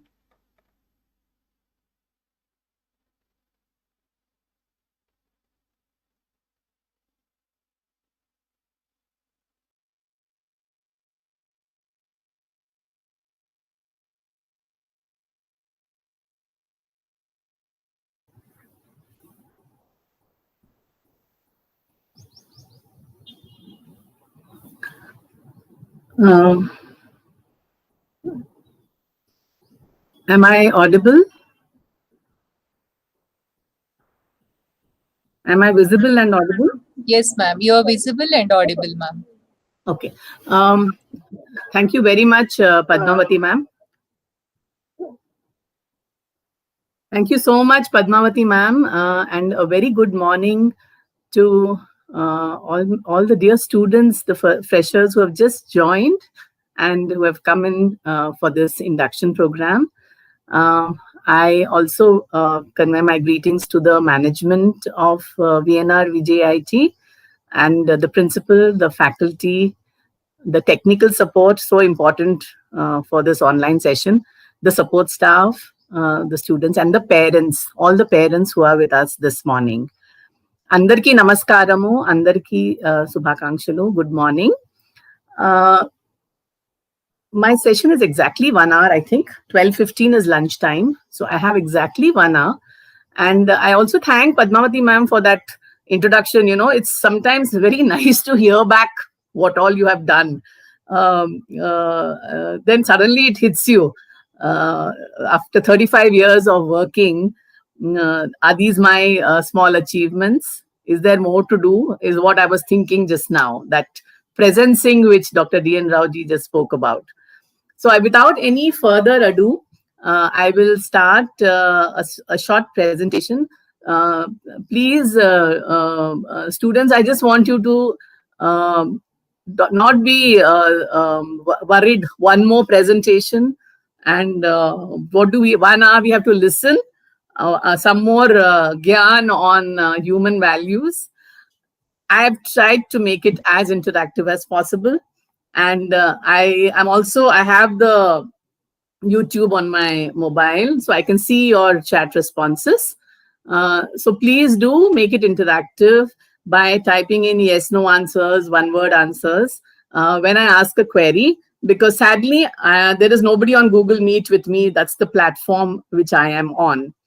I do believe that there is a little lag between what I say and what you are seeing. So there might be a 10 to 15 second lag. So I will give that allowance. So the first thing that Dr. D.N. Rao said is to find out from every teacher who's teaching you why we are learning what we are learning. He said that, yes? Yes, I can see your okay, ma'ams. Yes, ma'ams. Thank you so much. Yes, Ajay. Ajay Goriparthi. Yes, Dr. D.N. Rao. Dr. D.N. Rao Garu said that please find out from your teachers why you are learning what you are learning, right?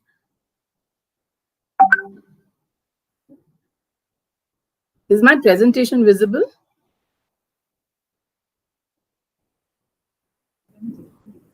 It is visible, madam.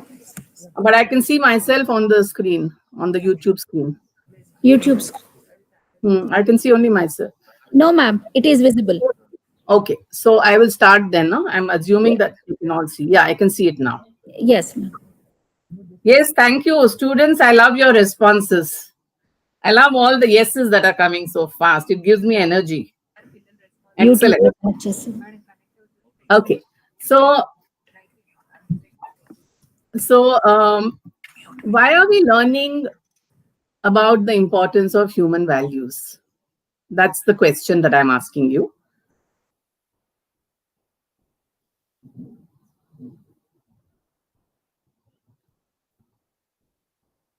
Ma'am, there is a lag between my presentation and what's coming on YouTube. Okay, visible. Yes. 15 seconds lagging, madam. Yeah, I can see that. Yeah. Okay. So, yes. So I want an answer to the question that's on the slide. One word answers. Why are we learning about the importance of human values? Why in your student induction program this is there? Can you please? Yes, we are humans, correct? To build a proper society. Very good. Shoaib Mohammed has said that. Move forward. Yes, we grow, we move forward. Knowledge, better human beings, future generation. Yes, you are building the nation. So wonderful. And why so much importance now? In today's world, why so much importance? Good character. Humility is missing these days. Yes.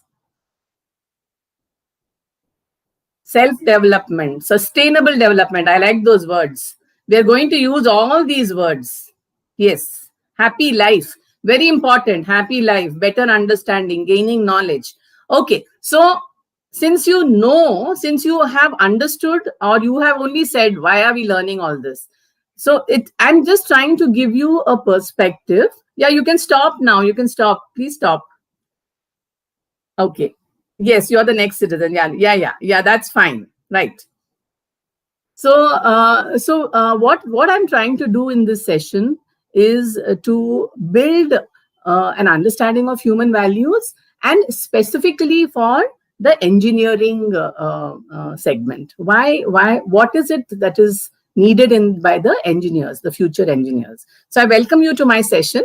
As you can see, there are some beautiful flowers that are there, and I'm very proud of these flowers. I'm extremely proud of these flowers because they grow in my balcony. I stay on the second floor, and they grow in my balcony in pots. You can see how healthy and colorful they are, and I am so proud of them because they grow from compost that is grown that I make at home. I make compost at home, and that's the next slide that will come up. I use recycled water. I have water in I have a bucket in my kitchen, a small bucket where I put all the washed rice water and washed dal water and vegetable water. I collect it through the day, and I give it back to my plants. So my kitchen water is recycled. Go green, yes, eco-friendly. So, and my kitchen, I also collect all the vegetable peels and the fruit peels. And I collect my puja flowers also. Whatever from my puja room, the flowers that dry up, I collect them, and they go into this. Bin. There are 2 bins I have. So I collect them in this, and one bin, when it fills up, it is composting. The second bin is filling up, and I have little mud. I have a little mud that I keep layering with. No textbook has taught me this, dear students. No textbook has given me this knowledge. No, I have not even Googled it. I have done it on my own. I just experiential learning it is, and a lot of values it has developed in me. It has developed the value of swachhata. I feel 90 kilos of waste per year I'm keeping at home, kitchen waste. It's not going outside my house. It's going back into my pots, or into my ground floor plants. There are plants in the ground floor. So it is going in within my compound as form of compost. Healthy, it's going back. So I cannot change this now. This I will never be able to. I will never be able to throw my kitchen waste into the dustbin ever again. That's a change that has come in me, and I value it a lot. I value it a lot, and I hope I'm inspiring you to do the same. So whenever you see any biodegradable waste, you can put it into a compost bin. I'm sure the campus has something. So I welcome you with these beautiful flowers. And today's workshop, of course, there's nobody on Google Meet, but I'm very happy with your responses as I'm reading them. So yes, please do. Yes, go green would be a value that I have. So to start with, if I'm not a change that I want to see in the world, or if I don't practice what I preach, I cannot be talking to you about it, right? So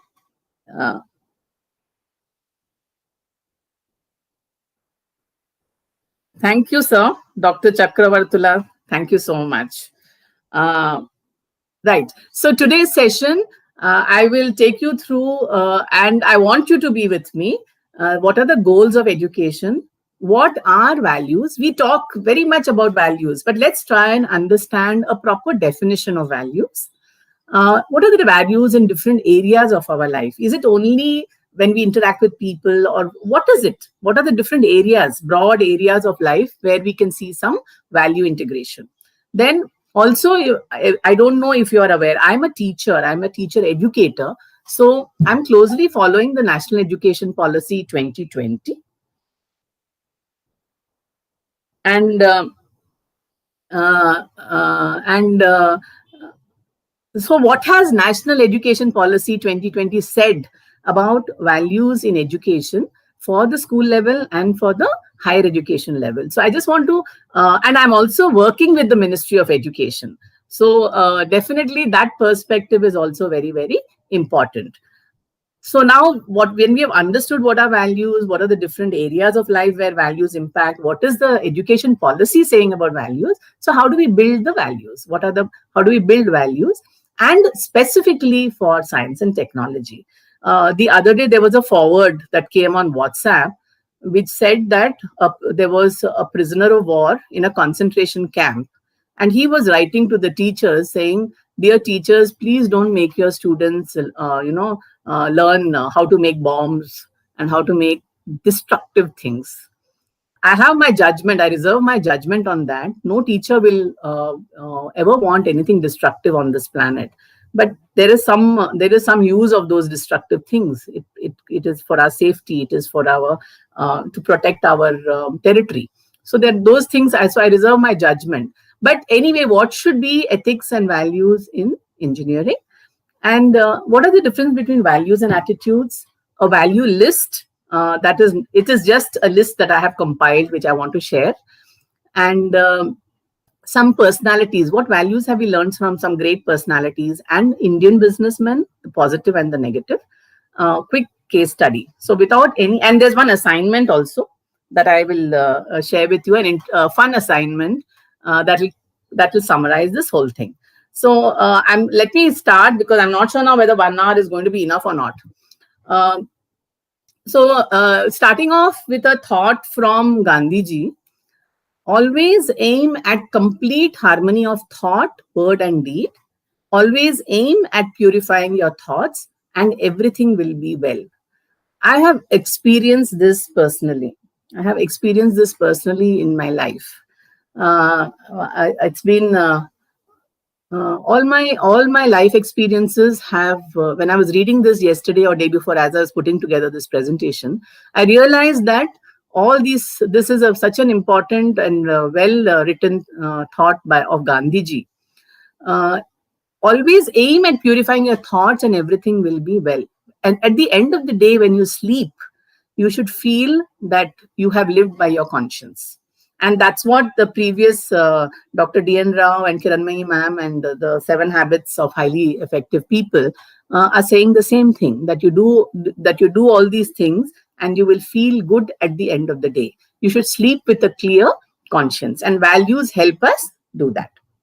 So when we look at the goals of education, so whether it is at a school level or at your intermediate level or even now at your engineering level, what is it that education should do to us? We always think education is knowledge, learning my textbooks, writing assessments, writing assignments, submitting projects and writing an examination and taking a degree. That is one part. That is one part of education. But actually, education should develop in learners many, many, many other things like care, cooperation. No, later, ma. Fill the form at the end. Afterwards, when I give it to you. So, education will develop in learners care, cooperation, and respect for others. This is important. And when you look at your engineering jobs, or if you're going to turn entrepreneurs, rural entrepreneurs, it's because there is care, and you have to work with cooperation, and there should be respect for others for a successful career or an enterprise. Then develop life skills. There are 10 life skills. Maybe someday I'll do a session on those, on what are the 10 core life skills that World Health Organization has prescribed. Right attitudes. Have the right attitude towards everything that you do, towards people, towards the work that you do, towards whatever you take up, everything personal and professional, and help every individual lead a full life, and which I would say happiness here and now. Happiness is not something that will come to you when you get a house or when you get a car or when you get a raise in your salary, or when you go on a holiday to maybe Switzerland or something like that. Happiness should be in this moment and every moment. That is a full life. That is what is a full life. So that happiness could be because you are in Switzerland, but enjoy that happiness, enjoy that moment. And so that is what would be a full life. So other than, of course, knowledge cramming, these are the other goals of education. So if we have to define what are values, values are our heart's deepest desires for the way we want to interact with and relate to the world, other people, and ourselves. So how do we feel? What are our principles? What do we feel within ourselves when we want to interact with other people in the world and with our own selves? So today's session, I prepared for it with complete passion and with a thought that every student, and I believe there is about at least 1,500 audience. There's an audience on YouTube of at least 1,500. And I thought that's such a big stage. It's such a big stage. I should put my best foot forward and communicate or share all that I feel about values, my own life experiences. And that is what has guided me through this presentation, through making this presentation. Yes, I know, ma'am. Pragya, 6.5 hours on screen is exhausting. But COVID, I think we don't have a choice. So we need to figure out. Yeah. Okay, there are 500 members. Fine. I think with parents, it will be 1,500 if parents are also there. Okay. So what is it from within my principles that help me relate to the outside world and to myself? I should feel I am also true to myself. I should feel that I'm doing what I feel is right and not compromise. Because once you compromise, you start feeling unhappy. They're not the same as goals. Values are not the same as goals. If values is a direction that we are moving in, goals are what we tick along the way. So like if you're going towards a river or a mountain, like we're going north, then a goal is like a river or a valley or a mountain we aim to cross while traveling in that direction. So goals are what we tick off along. There are examples that we will come to, and goals can be crossed off. We tick our goals, right? We put a tick mark to our goals, whereas values are an ongoing process, and not everyone has the same values. Different people will have different values. So all of us who have parents, some of them value their parents a lot, some of them don't value their parents as much. So that's why I say that some of us value our friends so much, some of us don't value our friends so much. So the values are different for different people. And there, as I said, there are principles that give positive behavioral patterns. There is a positive behavioral pattern with good values. When we are using our values, there is always a positive behavioral pattern. You're always positive about everything. And individual choices leading to positive action. We take positive action and improve the quality of our life because we have some good values. They're very, very empowering, and they help us take care of anything within ourselves, within our family, within our neighborhood, within our community, globally as well. Anything from protecting the environment. The example I gave you of a small thing of recycling my water, recycling the waste in my kitchen, is protecting the environment. I'm doing Swachhata, Swachh Bharat mission. And any multicultural conflict, science and technology, inequalities, globalization, commercialization, it takes care of everything if you have the right values. We'll come to the value list as well. And it takes care of our intellectual, emotional, and social well-being, our behavior and our attitude. The value also impacts. My full life story, I'll tell you. Who's this asking for it? Jallapuram Purna Sai. Not today. There's no time to share my full life story. Okay. So let's come to what are the values in different areas of our life. First thing is family. You know, the first unit that we interact with after we come into this world is our family. So I hope you're all taking notes if you wish to. Yes, we'll come to attitude also, Vinila. We'll come to attitudes. What is the difference between value and attitudes? I'll come to that. Yeah. So the first unit is the family. So what kind of son, daughter are you? What kind of a brother, sister are you? What personal qualities would you like to bring to those relationships? How do you want to value? Do you talk to your sister often? Do you talk to your brother often? Do you support them? Do you help them? Do you guide them? Do you help your parents? Do you help your mother in the kitchen? Do you go and appreciate her? What sort of relationships do you want to build? How do you interact with others if you were at the ideal you in these relationships? So if you, the best of you should come out in these relationships. Like a simple thing is, my father is staying with me now, and he was staying in his own house earlier, 2 months ago. So I've been looking after him, like a small baby. His old age is not easy. He's 87. And so I've been, they need care like a small, and the wheel of life turns a full circle. When we are young, they look after us. When we are born, they look after us. And in the old age, that's what I've sensed, that we look after them like children. So it gives me, I just feel very good about it. When I sleep at night, I just feel, yes, today I have done my duty. And that value of, the family relation, my father is most important, and I will prioritize everything for him. Okay. So that it gives immense satisfaction. Then, of course, the second level would be your own intimate relationships, maybe with your future partner. What kind of a partner would you like to be? What personal qualities would you like to develop? Would you want to be supportive? Would you want to be, helpful? Would you want to, again, the ideal you? How is the ideal you going to be in a relationship with your life partner? So that is also where the values will come into play. Then next is parenting. So first we come into family, then we find a life partner, then we come to parenting. What kind of parenting would you like to do? Most of us would do parenting different from what we have gone through. So if we have gone through a strict parenting, then you don't want to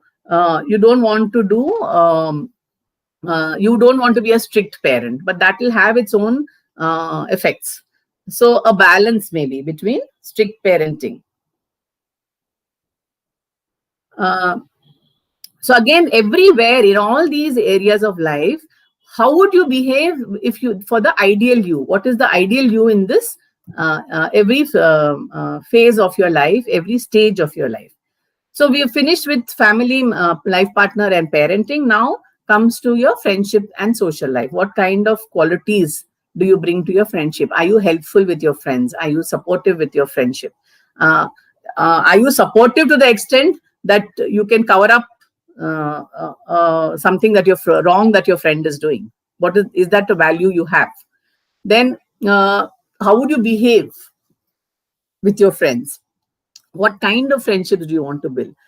The friendships I have built along the way are the most enduring. Even today, they are my lifeline. My college friends are my lifeline even today.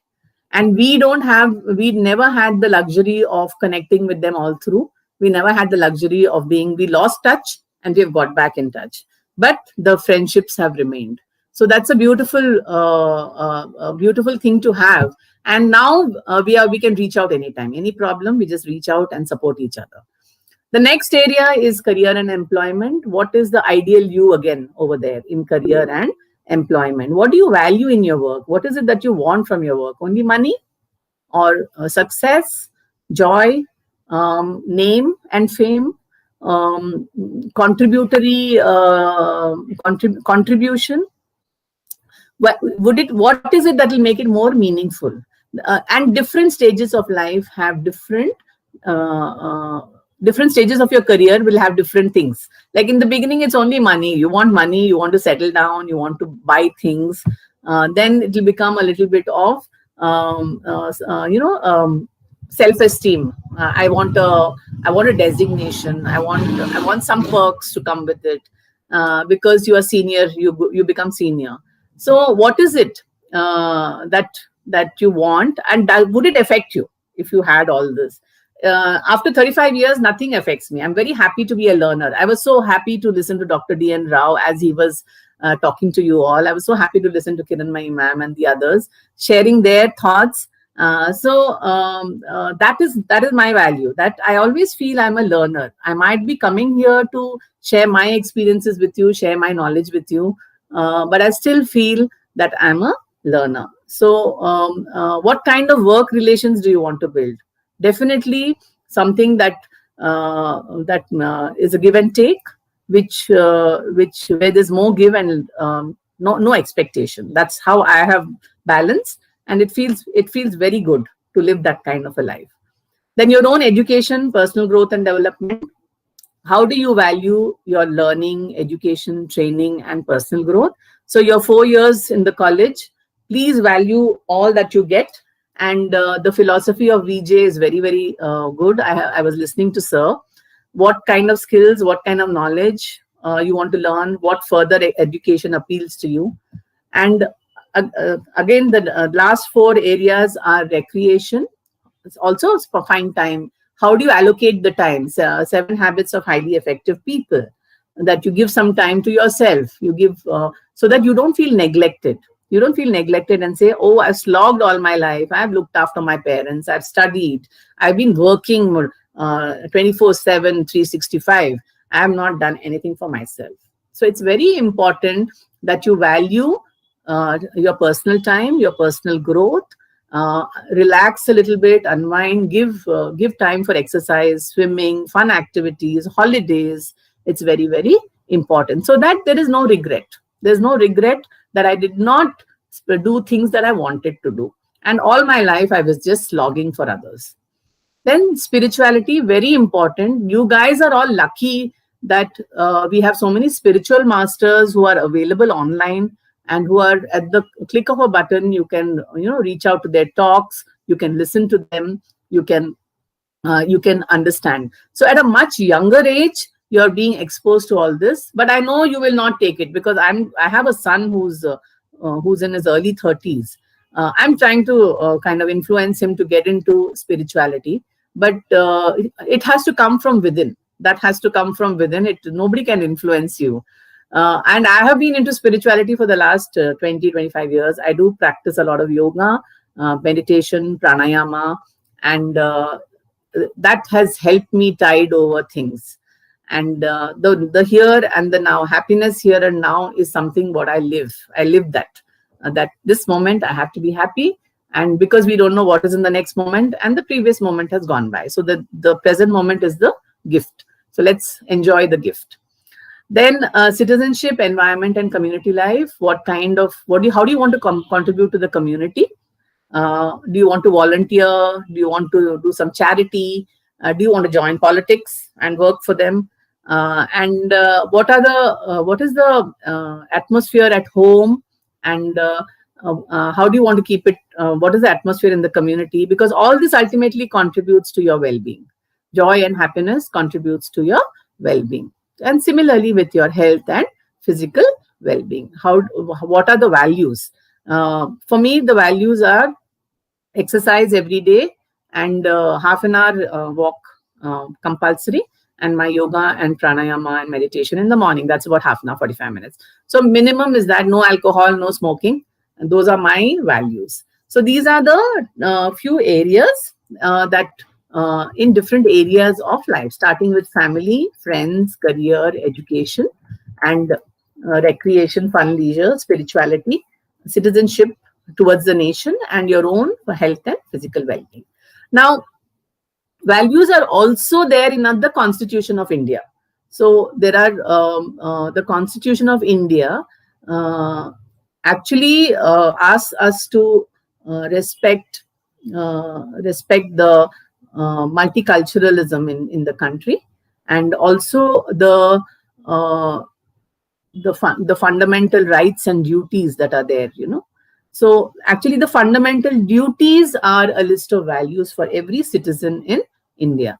So first thing is to abide by the Constitution and respect its ideals and institutions, the national flag and the national anthem. I think the national flag and the national anthem take up more meaning when we are away from India.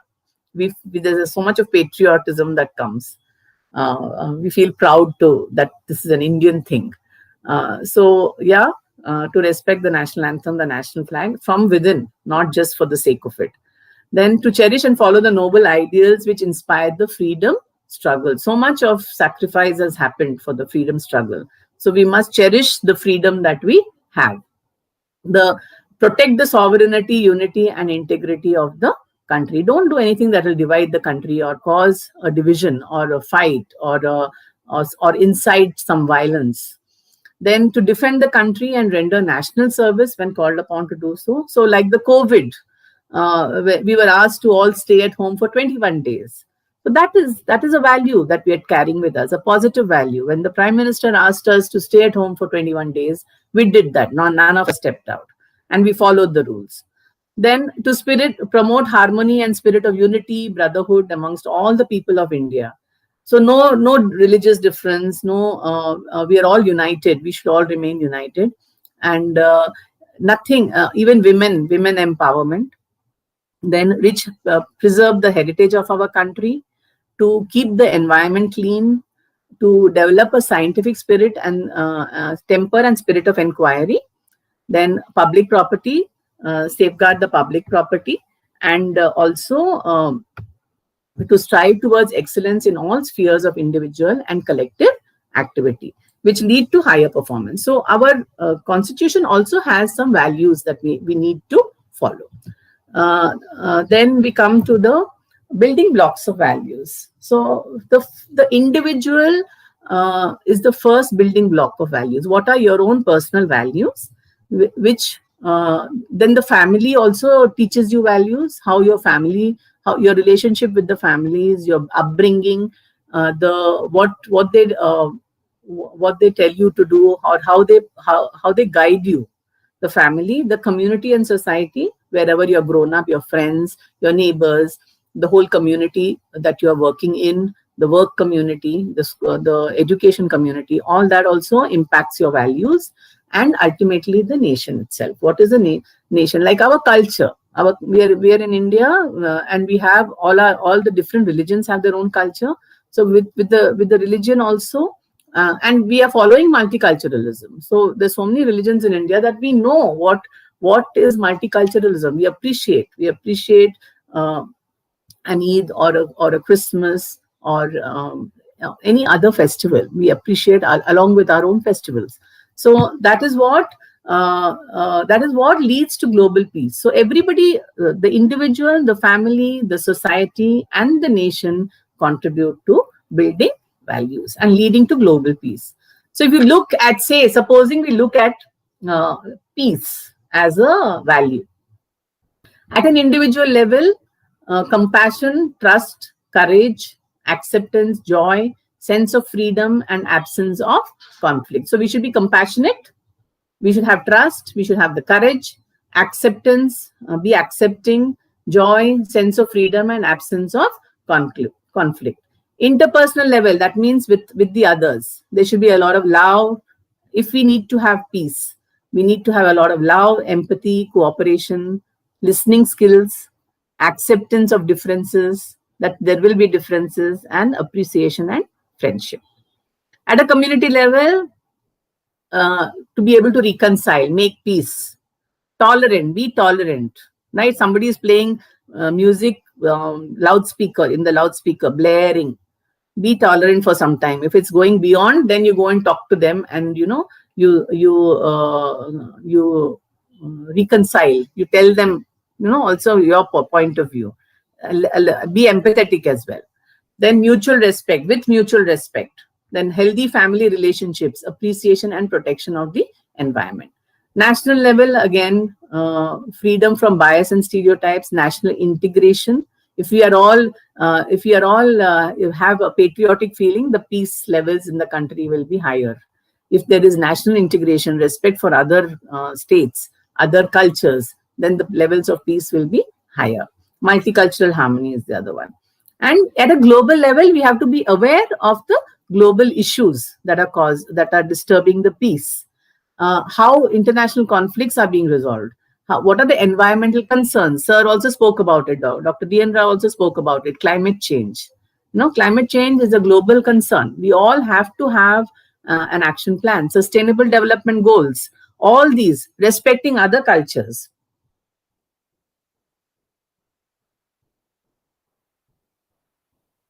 Yes, Satvik. Excellent. When your heart, so it starts with the individual level. Where there's righteousness in the heart, there is harmony in the house. When there's harmony in the house, there's order in the nation. And when there is order in the nation, there is peace in the world. So you put it very well, Satvik, that it starts with the individual level, and that's how it comes to the global level. So this is one aspect of what are the values we need to have for maintaining global peace. So I'm sorry, I'm rushing a bit because I definitely want you to do the assessment.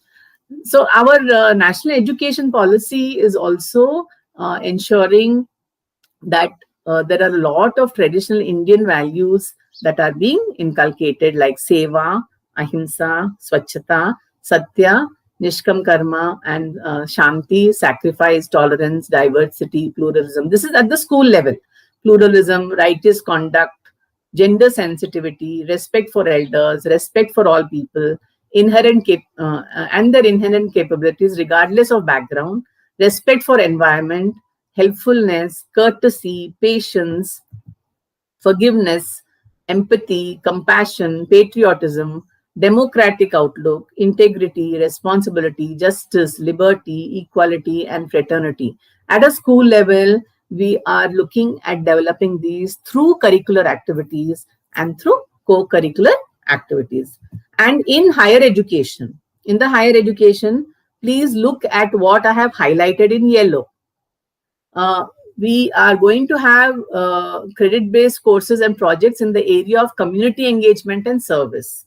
So in your VJ hub that you have, that was spoken about, please look at what are the community issues around Bachupalli. What are the issues and what can you engage in to develop rural technologies, to improve the environmental conditions? What is it that we can work? Community and institution are not apart. They should work together.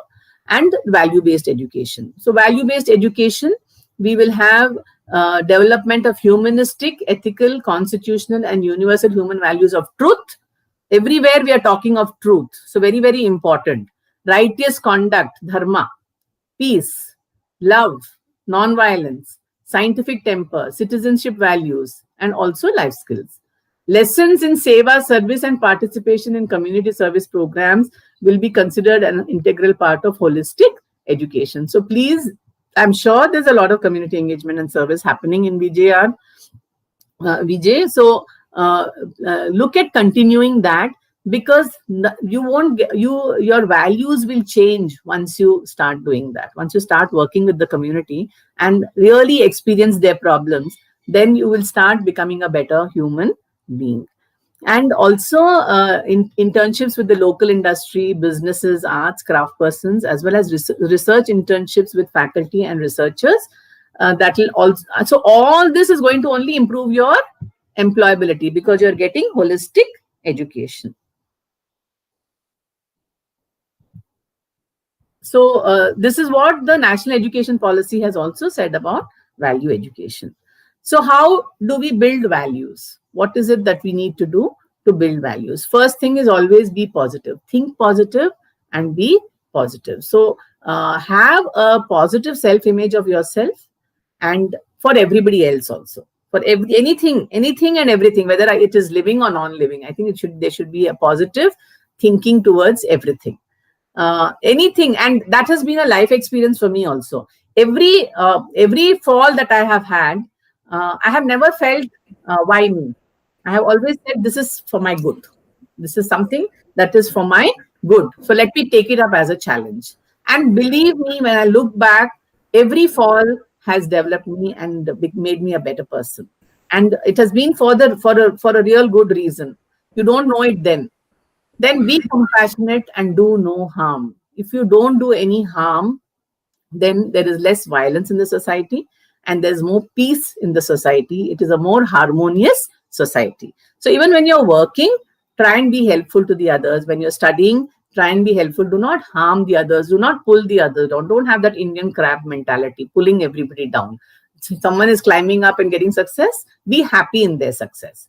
Discover inner peace. So many programs. You're having the Art of Living program in the morning, first hour. Please do follow. I am also an Art of Living practitioner. And I have, for the last 20 years, I've been following the Sudarshan Kriya. I've been doing the Sudarshan Kriya, and it's a huge, huge benefit. You discover your inner peace. Also takes care of your spiritual needs. Then learning to live together, sharing, cooperation, mutual help. All your group projects that you do, all the group work that you do, please do it with a spirit of mutual cooperation, trust, teamwork. And when the group output of such a working mechanism comes out, it will bring you immense joy. So ultimately, the values, what did we say? The goals of education is also happiness here and now. No? So when you have values and you work with those values, it gives you happiness here and now. Then respecting human dignity. So respecting everybody. And community service will teach you that. A lot of working with the community will give you this value of how human dignity is being eroded and how can we restore it. What can I contribute to restore human dignity is for the underprivileged and for the socially and economically disadvantaged groups. Then be true to yourself. That this is one mantra that I have always used. I have never cheated myself. And that is the biggest thing, good thing you're doing to yourself. When you're true to yourself, you're not answerable to anybody. You're not answerable to anybody else. And the kind of peace of mind it gives you is amazing. Amazing is not the word. And developing critical thinking. Be logical in your thinking. Be critical in your thinking. Use the right judgment, whatever you believe. And there are techniques for that also. There are many techniques for critical thinking, decision making, problem solving. So use those techniques. This is not I wish I had some more time in the life skills session we will do. And if there's any conflict, please remove no violence. There should be no violence. There should be only discussion, resolution, like I said, active listening, mediation, solution, alternative solutions, middle path. What is the middle path? You walk 2 steps ahead, I walk. The win-win. Is there a win-win situation? And so when you resolve, there'll be peace in the community and also caring for the planet. It gives you joy. My recycling water and my recycling the bio waste gives me a lot of joy because I'm caring for the planet. If each one of us does that, the planet will be a cleaner place. So these are some ways of building values: thinking positive, being compassionate, discovering your own inner peace through spiritual practices, learning to live, working together cooperatively with trust, respecting human dignity, and being true to yourself, most important, decision-making, problem-solving using creative and critical thinking, non-violent conflict resolution to build peace and care for the planet. So now the next bit, coming to the world of science and technology. Why is it important for science and technology? We have to give products and solutions which empower society and not cause any conflict or degradation of the world. So if you look at engineering ethics, you have microethics and you have macroethics. There are 2 kinds of ethics. The microethics are at your personal level. The microethics are at your personal level, and the macroethics are at the collective, the whole engineering, the whole pool of engineers, the collective social responsibility of the whole profession. So when you look at the microethics, you have individual ethics and you have a professional ethics. So your own individual values, or when I say ethics here, I'm using it synonymously with values. So your own individual ethics, honesty, integrity, and fairness. And we will discuss 1 or 2 case studies. You be honest, have your integrity at all times, and be fair at all times. So at least those 3 you must use 24/7 whether you're in the college or when you get to your workplace. And professional ethics would be competence, your own competence. Am I competent to do this job? Adherence to safety. What is safety measures are very, very important, and ensuring quality. So if you look at the Vizag styrene leak recently, or the flyover collapse, what were the professional ethics that were there was a compromise on? So individual and institutional, both. And in macroethics, you say collective social responsibility of engineering profession and societal decisions about technology. So again, you have professional ethics and social ethics over here.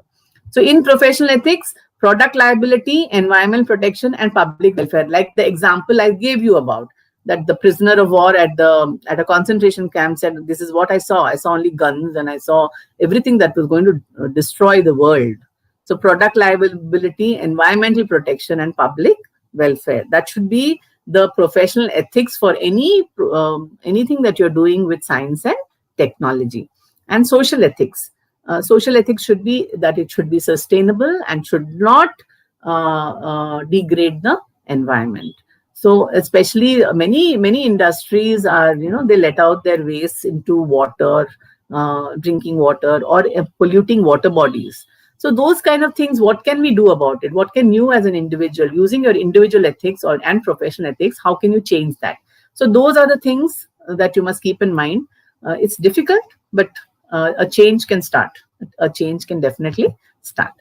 So the key values of VNRVJIET, I think presencing and design thinking is what I learned from Dr. D.N. Rao, and I just added this slide. This slide was not there yesterday when I was working on it, but that's what learning is all about, right?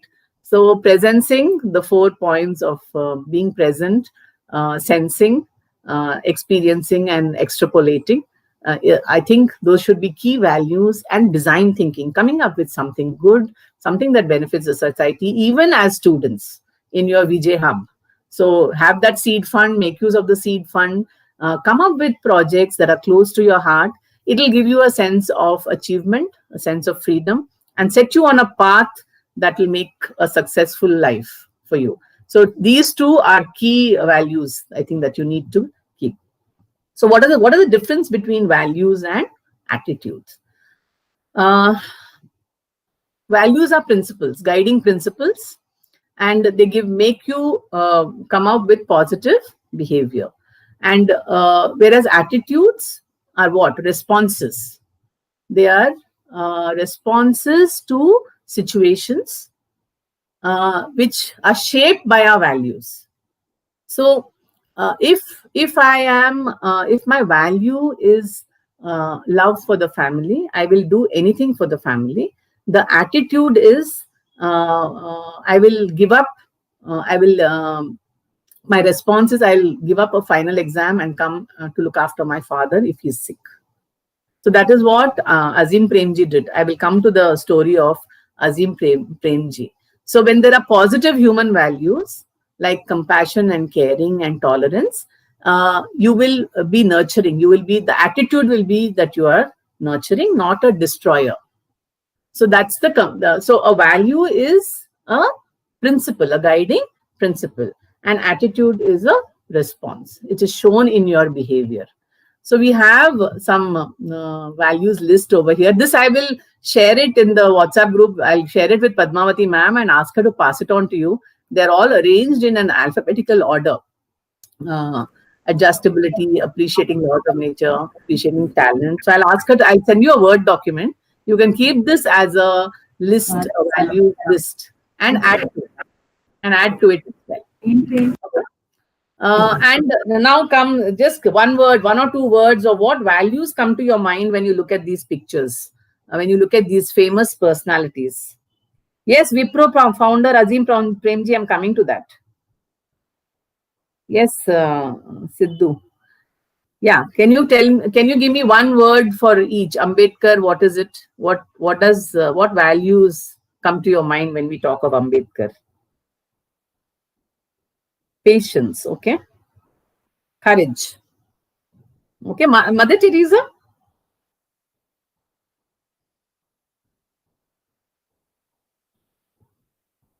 Equality, okay. Charity, yes, Mother Teresa, charity. Non-violence, Mahatma Gandhi, yes. Determination, equality, charity, courage, social equality. Vivekananda, what comes to your mind when we look at Vivekananda? Helping, patience, calm and composed. Buddha, peace, yes. Buddha was the one who gave us that eightfold path as well, no? Helping hands are better than praying lips, yes. Okay, all of you have started already. Okay, excellent. So, see how these great people have also told us, no? Ramakrishna Paramahansa also looked inwards. So, spirituality is something that we can learn from him. Patience, yes. Many of you have said patience, positivity, ahimsa. Okay, great. Now we move to this next slide. What is it that you see? Who are the three people? And what comes first to your mind? What are the helping natures? Samanidhar Reddy projects. Helping nature. Who was the helping nature? What tells you helping nature? Ratan Tata, yes. Ratan Tata, what is the first thing that comes to your mind when you remember when you look at Ratan Tata? What memory comes to your mind? Do you know how well he took care of the Taj group of employees after that 26/11 attack? You know how much of charity he has done. Yeah, Ratan Tata, he's one of the richest persons in our country and the world, right? The way he looked after the Taj employees after 26/11 attack in Bombay, that hotel, shows his values of compassion, care, helpfulness, resilience. Yeah, and he believes in them. So he has set up. He has really set up HR policies for the hotel employees to take care of those families that were affected. Not only the families that were affected, all of them who were there, and all the HR policies are there. Then you look at Azim Premji. They're all engineers, by the way. Azim Premji is also an engineer. What do you know about Azim Premji? Does anybody know about his life? Azim Premji, his father had a business, and they were from Pakistan. So they stayed back in Bombay during the partition, and he went to Stanford to study higher education, engineering. But his father died in his final year of engineering, so he came back. So look at the values: family, love for the family, care for the family. And he took up the father's business. He didn't go back to study, but he took up the father's business, which was at that time some vanaspati. And we spoke about critical thinking as a value. And he set up the Wipro when the computer boom started 20 years ago, 25 years ago. He set up Wipro as the technology wing. And the good thing is that he completed his engineering through a long distance mechanism. So he's found a way of completing his engineering. So these are the values that have helped Azim Premji grow. These are the values that have positive values that have helped Ratan Tata, support many employees of his hotel. Whereas if you look at the picture on the right side, Ramalinga Raju, what values would have helped him succeed? Why did he have any values that made him speak up the truth? Yeah, you can type your answer.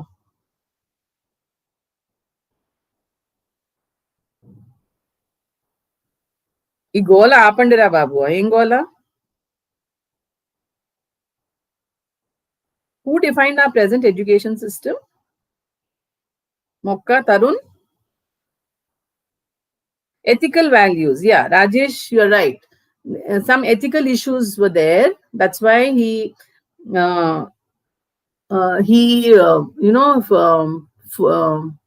fabricated all the accounts.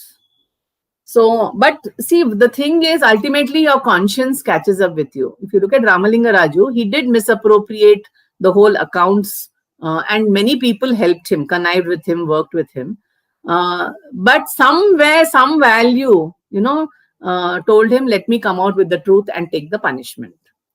So that is one thing maybe positive that has come out of it, that some value of being truthful, some integrity.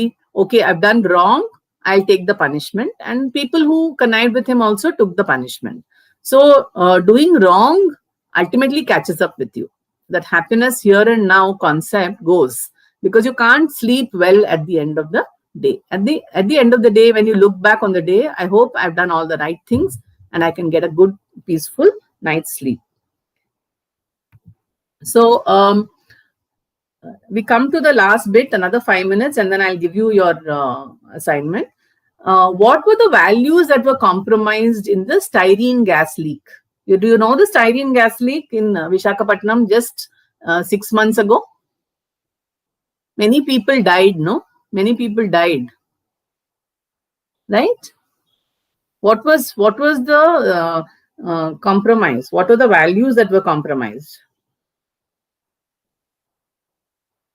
See, one thing is they had to take environmental permissions for whatever. If they had increased the business, or they were adding new products, they had to take some environmental clearances. So that was compromised. They did not follow procedures. So if you feel that every law I have to follow, I'm running a company, I have set up a company, I need to follow every law of the land to do my business ethically, then I will go and seek those clearances and permissions. So and the other thing was that during the industry was closed. So there was some mechanical operations as well. That was the other thing that happened, but you cannot risk the lives, and you cannot people when outskirts of the city, now outskirts of the city, cities will expand. The rules and regulations have to be followed. Whatever regulations have been set up have to be followed. Same thing with the flyover. Yeah, they gave financial help to the affected people. Definitely they gave help, but that doesn't bring back a dead life. No, you cannot bring back that person. The value should be that no life should be lost because of our plant. We have chemicals in our plant. It should not affect the lives of the people living around. So that value we should have. And if you are setting up such an enterprise later on in life, please ensure safety. That remember we spoke about the environmental ethics, safety of the people around you because of your enterprise. So engineers need to look at the safety aspect of the people. And flyover, the flyover crash, so many buildings, metro pillars will crash, flyovers will crash. All this is some engineering labs. Somewhere some engineering, either material quality has been not used, correct material has not been used. Somewhere some compromise. Somewhere some bribery, corruption, ethical problems, moral problems. So somewhere something you have to compromise on something because you don't have so much money, so you use lesser quality material. So these are the things we need to keep in mind as professional ethics. Yeah, it is a risk, Sai Kiran, it is a risk. So I'll also share these two links with you on the and I am going to give you, put the class queries, and somebody can summarize. So I'll end the session with, when we understand someone else's feelings, needs or ideas, we step up on the ladder of respect. So it's very important to understand others' feelings, needs and ideas. So we also gain respect. Anything that helps us to behave appropriately towards others adds value of respect and courtesy. And this is whether you're in the college studying, whether you're in the room studying with your roommate, or whether you're playing tennis in your campus after college hours, or you're working in the hub, or you're sitting in the library, or you're at your workplace 4 years down the line. This holds true at any time, any part of your life. Anything that helps us to behave appropriately towards others adds to values of respect and courtesy. So behaving well with others adds respect and courtesy. And anything that takes us out of ourselves and inspires us to sacrifice for the good of others or for the great cause is of spiritual value. So anything we do is little sacrificial. We sacrifice our time, or we sacrifice our food, or we sacrifice our sleep. Anything we do for a great cause, gives you spiritual satisfaction. It gives your spirit satisfaction. So I just want to just say value addition for an improved personality. So focus on your values for an improved personality. And if you see all these icons, every field of our life, every area of our life, whether it is money, ecological conservation, sports, being with people, studying, or just enjoying, relaxing, collaborating, working with the Divyang, or just communicating. So every facet of our life is affected by the values that we have imbibed, that we use in our day-to-day life.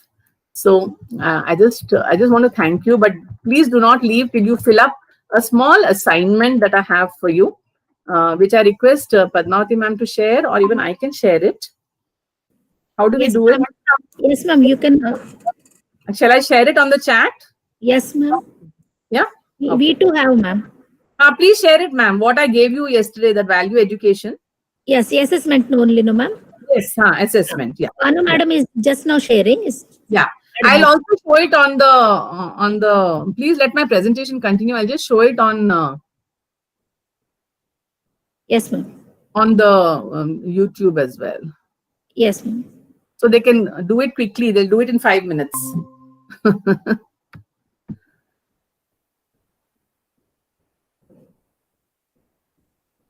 Posted, ma'am? Yeah, I posted. Yes, ma'am.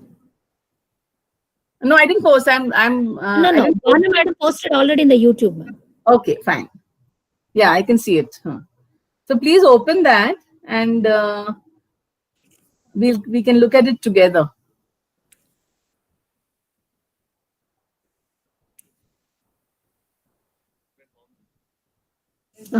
Yes, sir.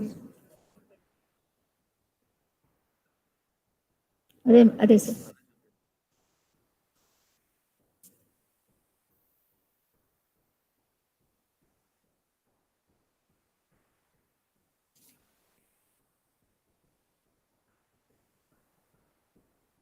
Can you see my, can you see the, okay, it's coming now.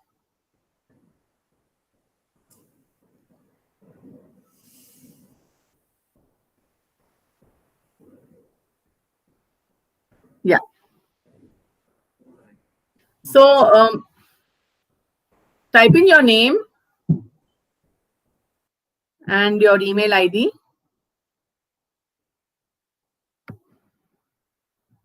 Your mobile number. You can choose your course. And if it's not listed, just click on other and type it. Then please rate the following values from 1 to 7 in order of their importance during your course duration at VNRVJIET. 1 is the most important and 7 is the least important. So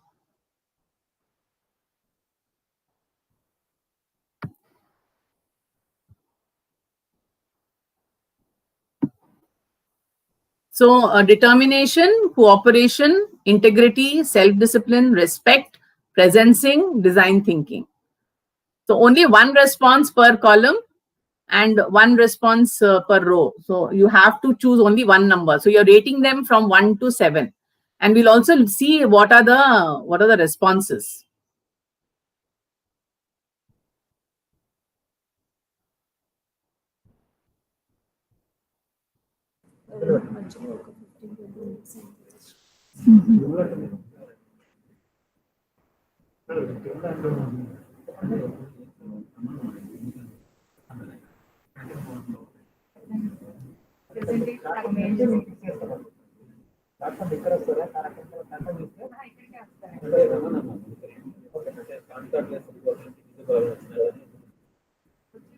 Then where does one learn values from?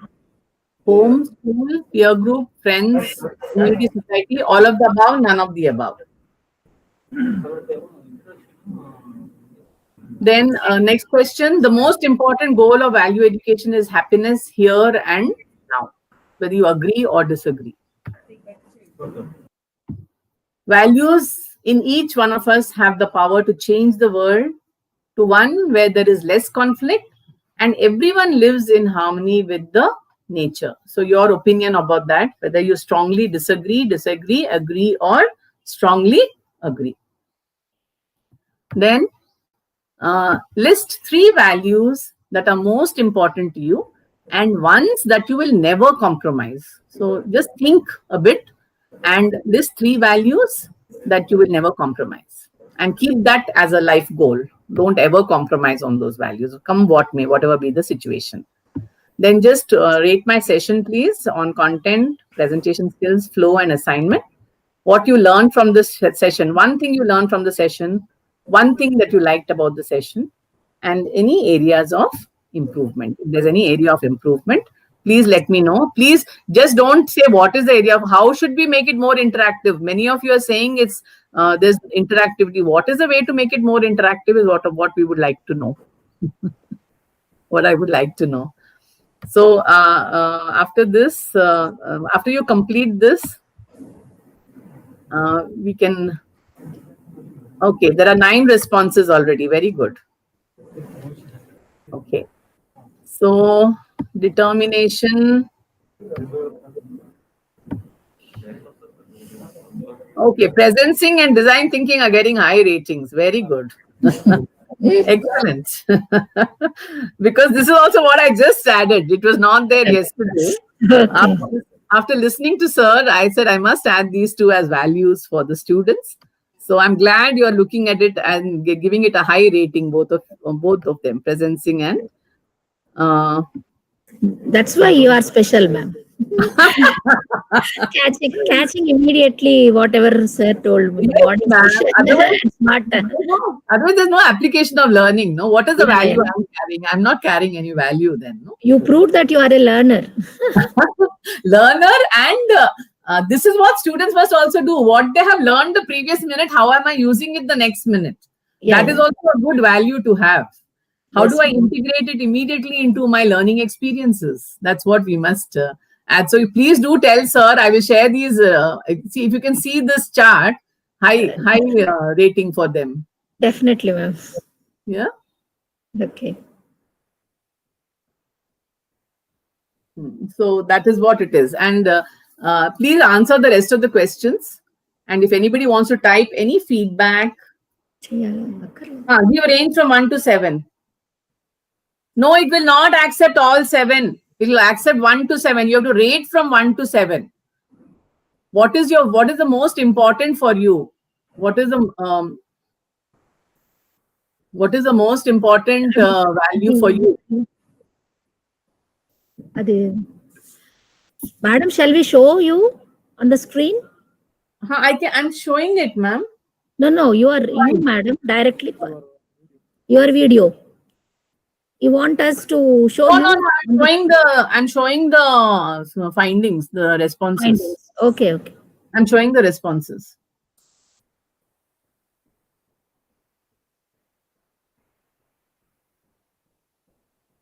I'm done, ma'am. After they finish the form, I have finished. If anybody wants to share anything, they can type. Yes, attendance is pinned. This is the assessment link. There is another feedback form, I think, that ma'am will share. It's already done, ma'am. It's already shared to them. Okay.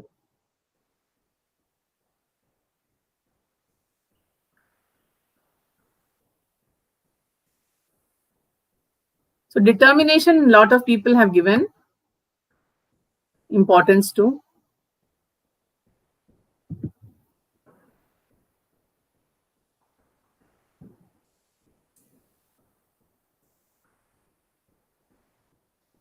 If you've finished the form, you can type your feedback on the YouTube chat.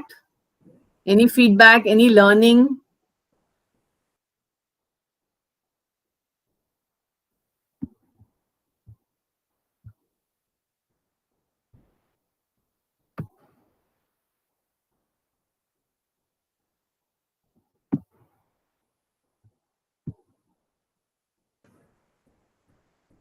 Okay, provided confidence, what you liked.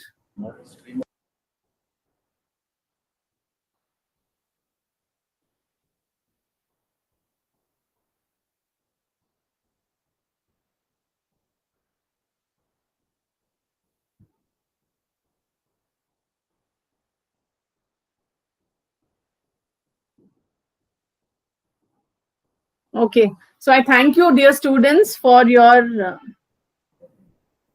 Okay, there's a question from Sai Amruta. Ma'am, if we are always positive and good, won't others take advantage of us? How long will they take advantage? Once, twice, thrice? After that, they'll want to give you back something good. Try influencing them to your way of working, to be positive and good. Okay, everyone's saying a great, Rajesh Naidu, a great improvement in spirituality. Please look at spirituality also. Do inner cleansing with meditation. That really helps. I cannot tell you how. You have to experience it, but it does help. And I feel bad I didn't start it at a younger age. I started it when I was 37. I feel it is a little late, but it's okay. Better late than never. Extreme introvert, How do I approach people in life? Just do the Art of Living program. Anyway, they're taking the classes, right? Just do it and make friends, work in your team, be confident about answering. Ashwatthama. Being tough sometimes is good. Don't be rude. There's a difference between being rude and being tough. Being assertive is to put across your point of view firmly in a pleasant way without hurting the others. Right? So you be assertive, but being tough is being rude also. So don't be rude. Never, say something that will hurt others. Say it in a way that they will feel that yes, what you're saying is right, but you're not being sarcastic or rude. So that's the way. That's a communication. React and respond. React is immediate, without thinking. Your feelings direct you to speak up. Respond is okay. I'm feeling horrible, but I don't want to say anything just now. I will stop myself, bring some water, count to 10. I won't let anything disturb my feelings. Then I want to think about that problem, so I can sleep over it. There are many times when you let go, for some time, you think differently. You don't want to be so in a fighting mode. You want to change your response. So you may be angry in this minute, but 10 minutes down the line, or if you want to say something about it tomorrow, your anger will be much less. So what you say comes out more pleasantly. Whatever feedback you want to give comes out more pleasantly. There are times I have written emails by reacting. In an angry way, I have written emails, kept them as draft. I have not sent them. Next morning, when I open the email, I say I was so harsh in this email.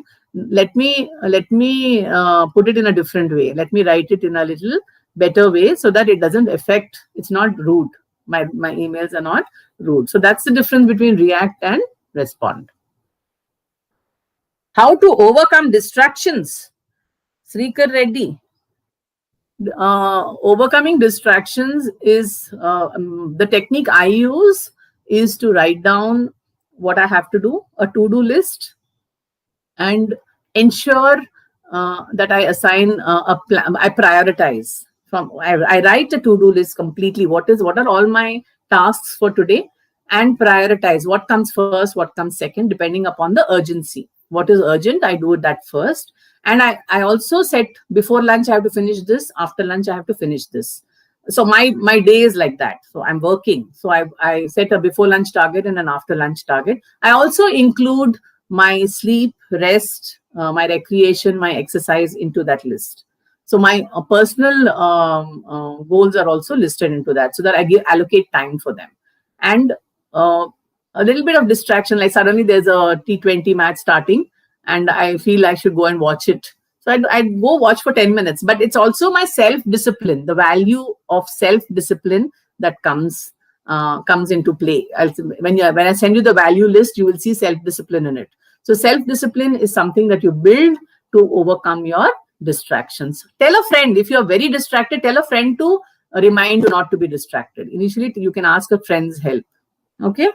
So that's how to control sleep during study hours. Do meditation. Do Sudarshan Kriya. Art of living. All this you should ask the Art of Living teacher. Both short-term and long-term. Ignatius.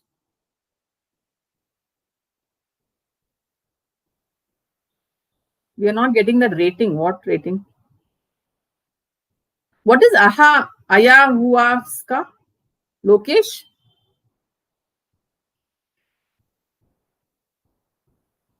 Of course, spirituality influences one's life.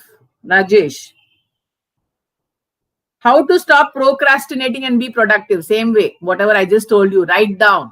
Write down your daily tasks, personal, college-related, professional, anything that you have to do, helping the family, whatever tasks you have, write them down before you sleep.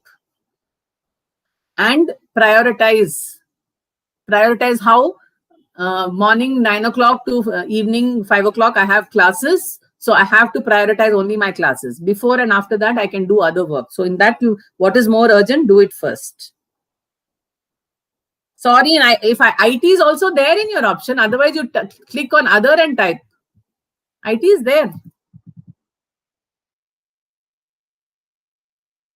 How to avoid anxiety and tension? Meditation, pranayama. How to overcome stress? Meditation, pranayama, exercise. Overthinking. So what, all of you have anxiety and tension? I don't believe this. IE. Sorry, IE it is, not IT.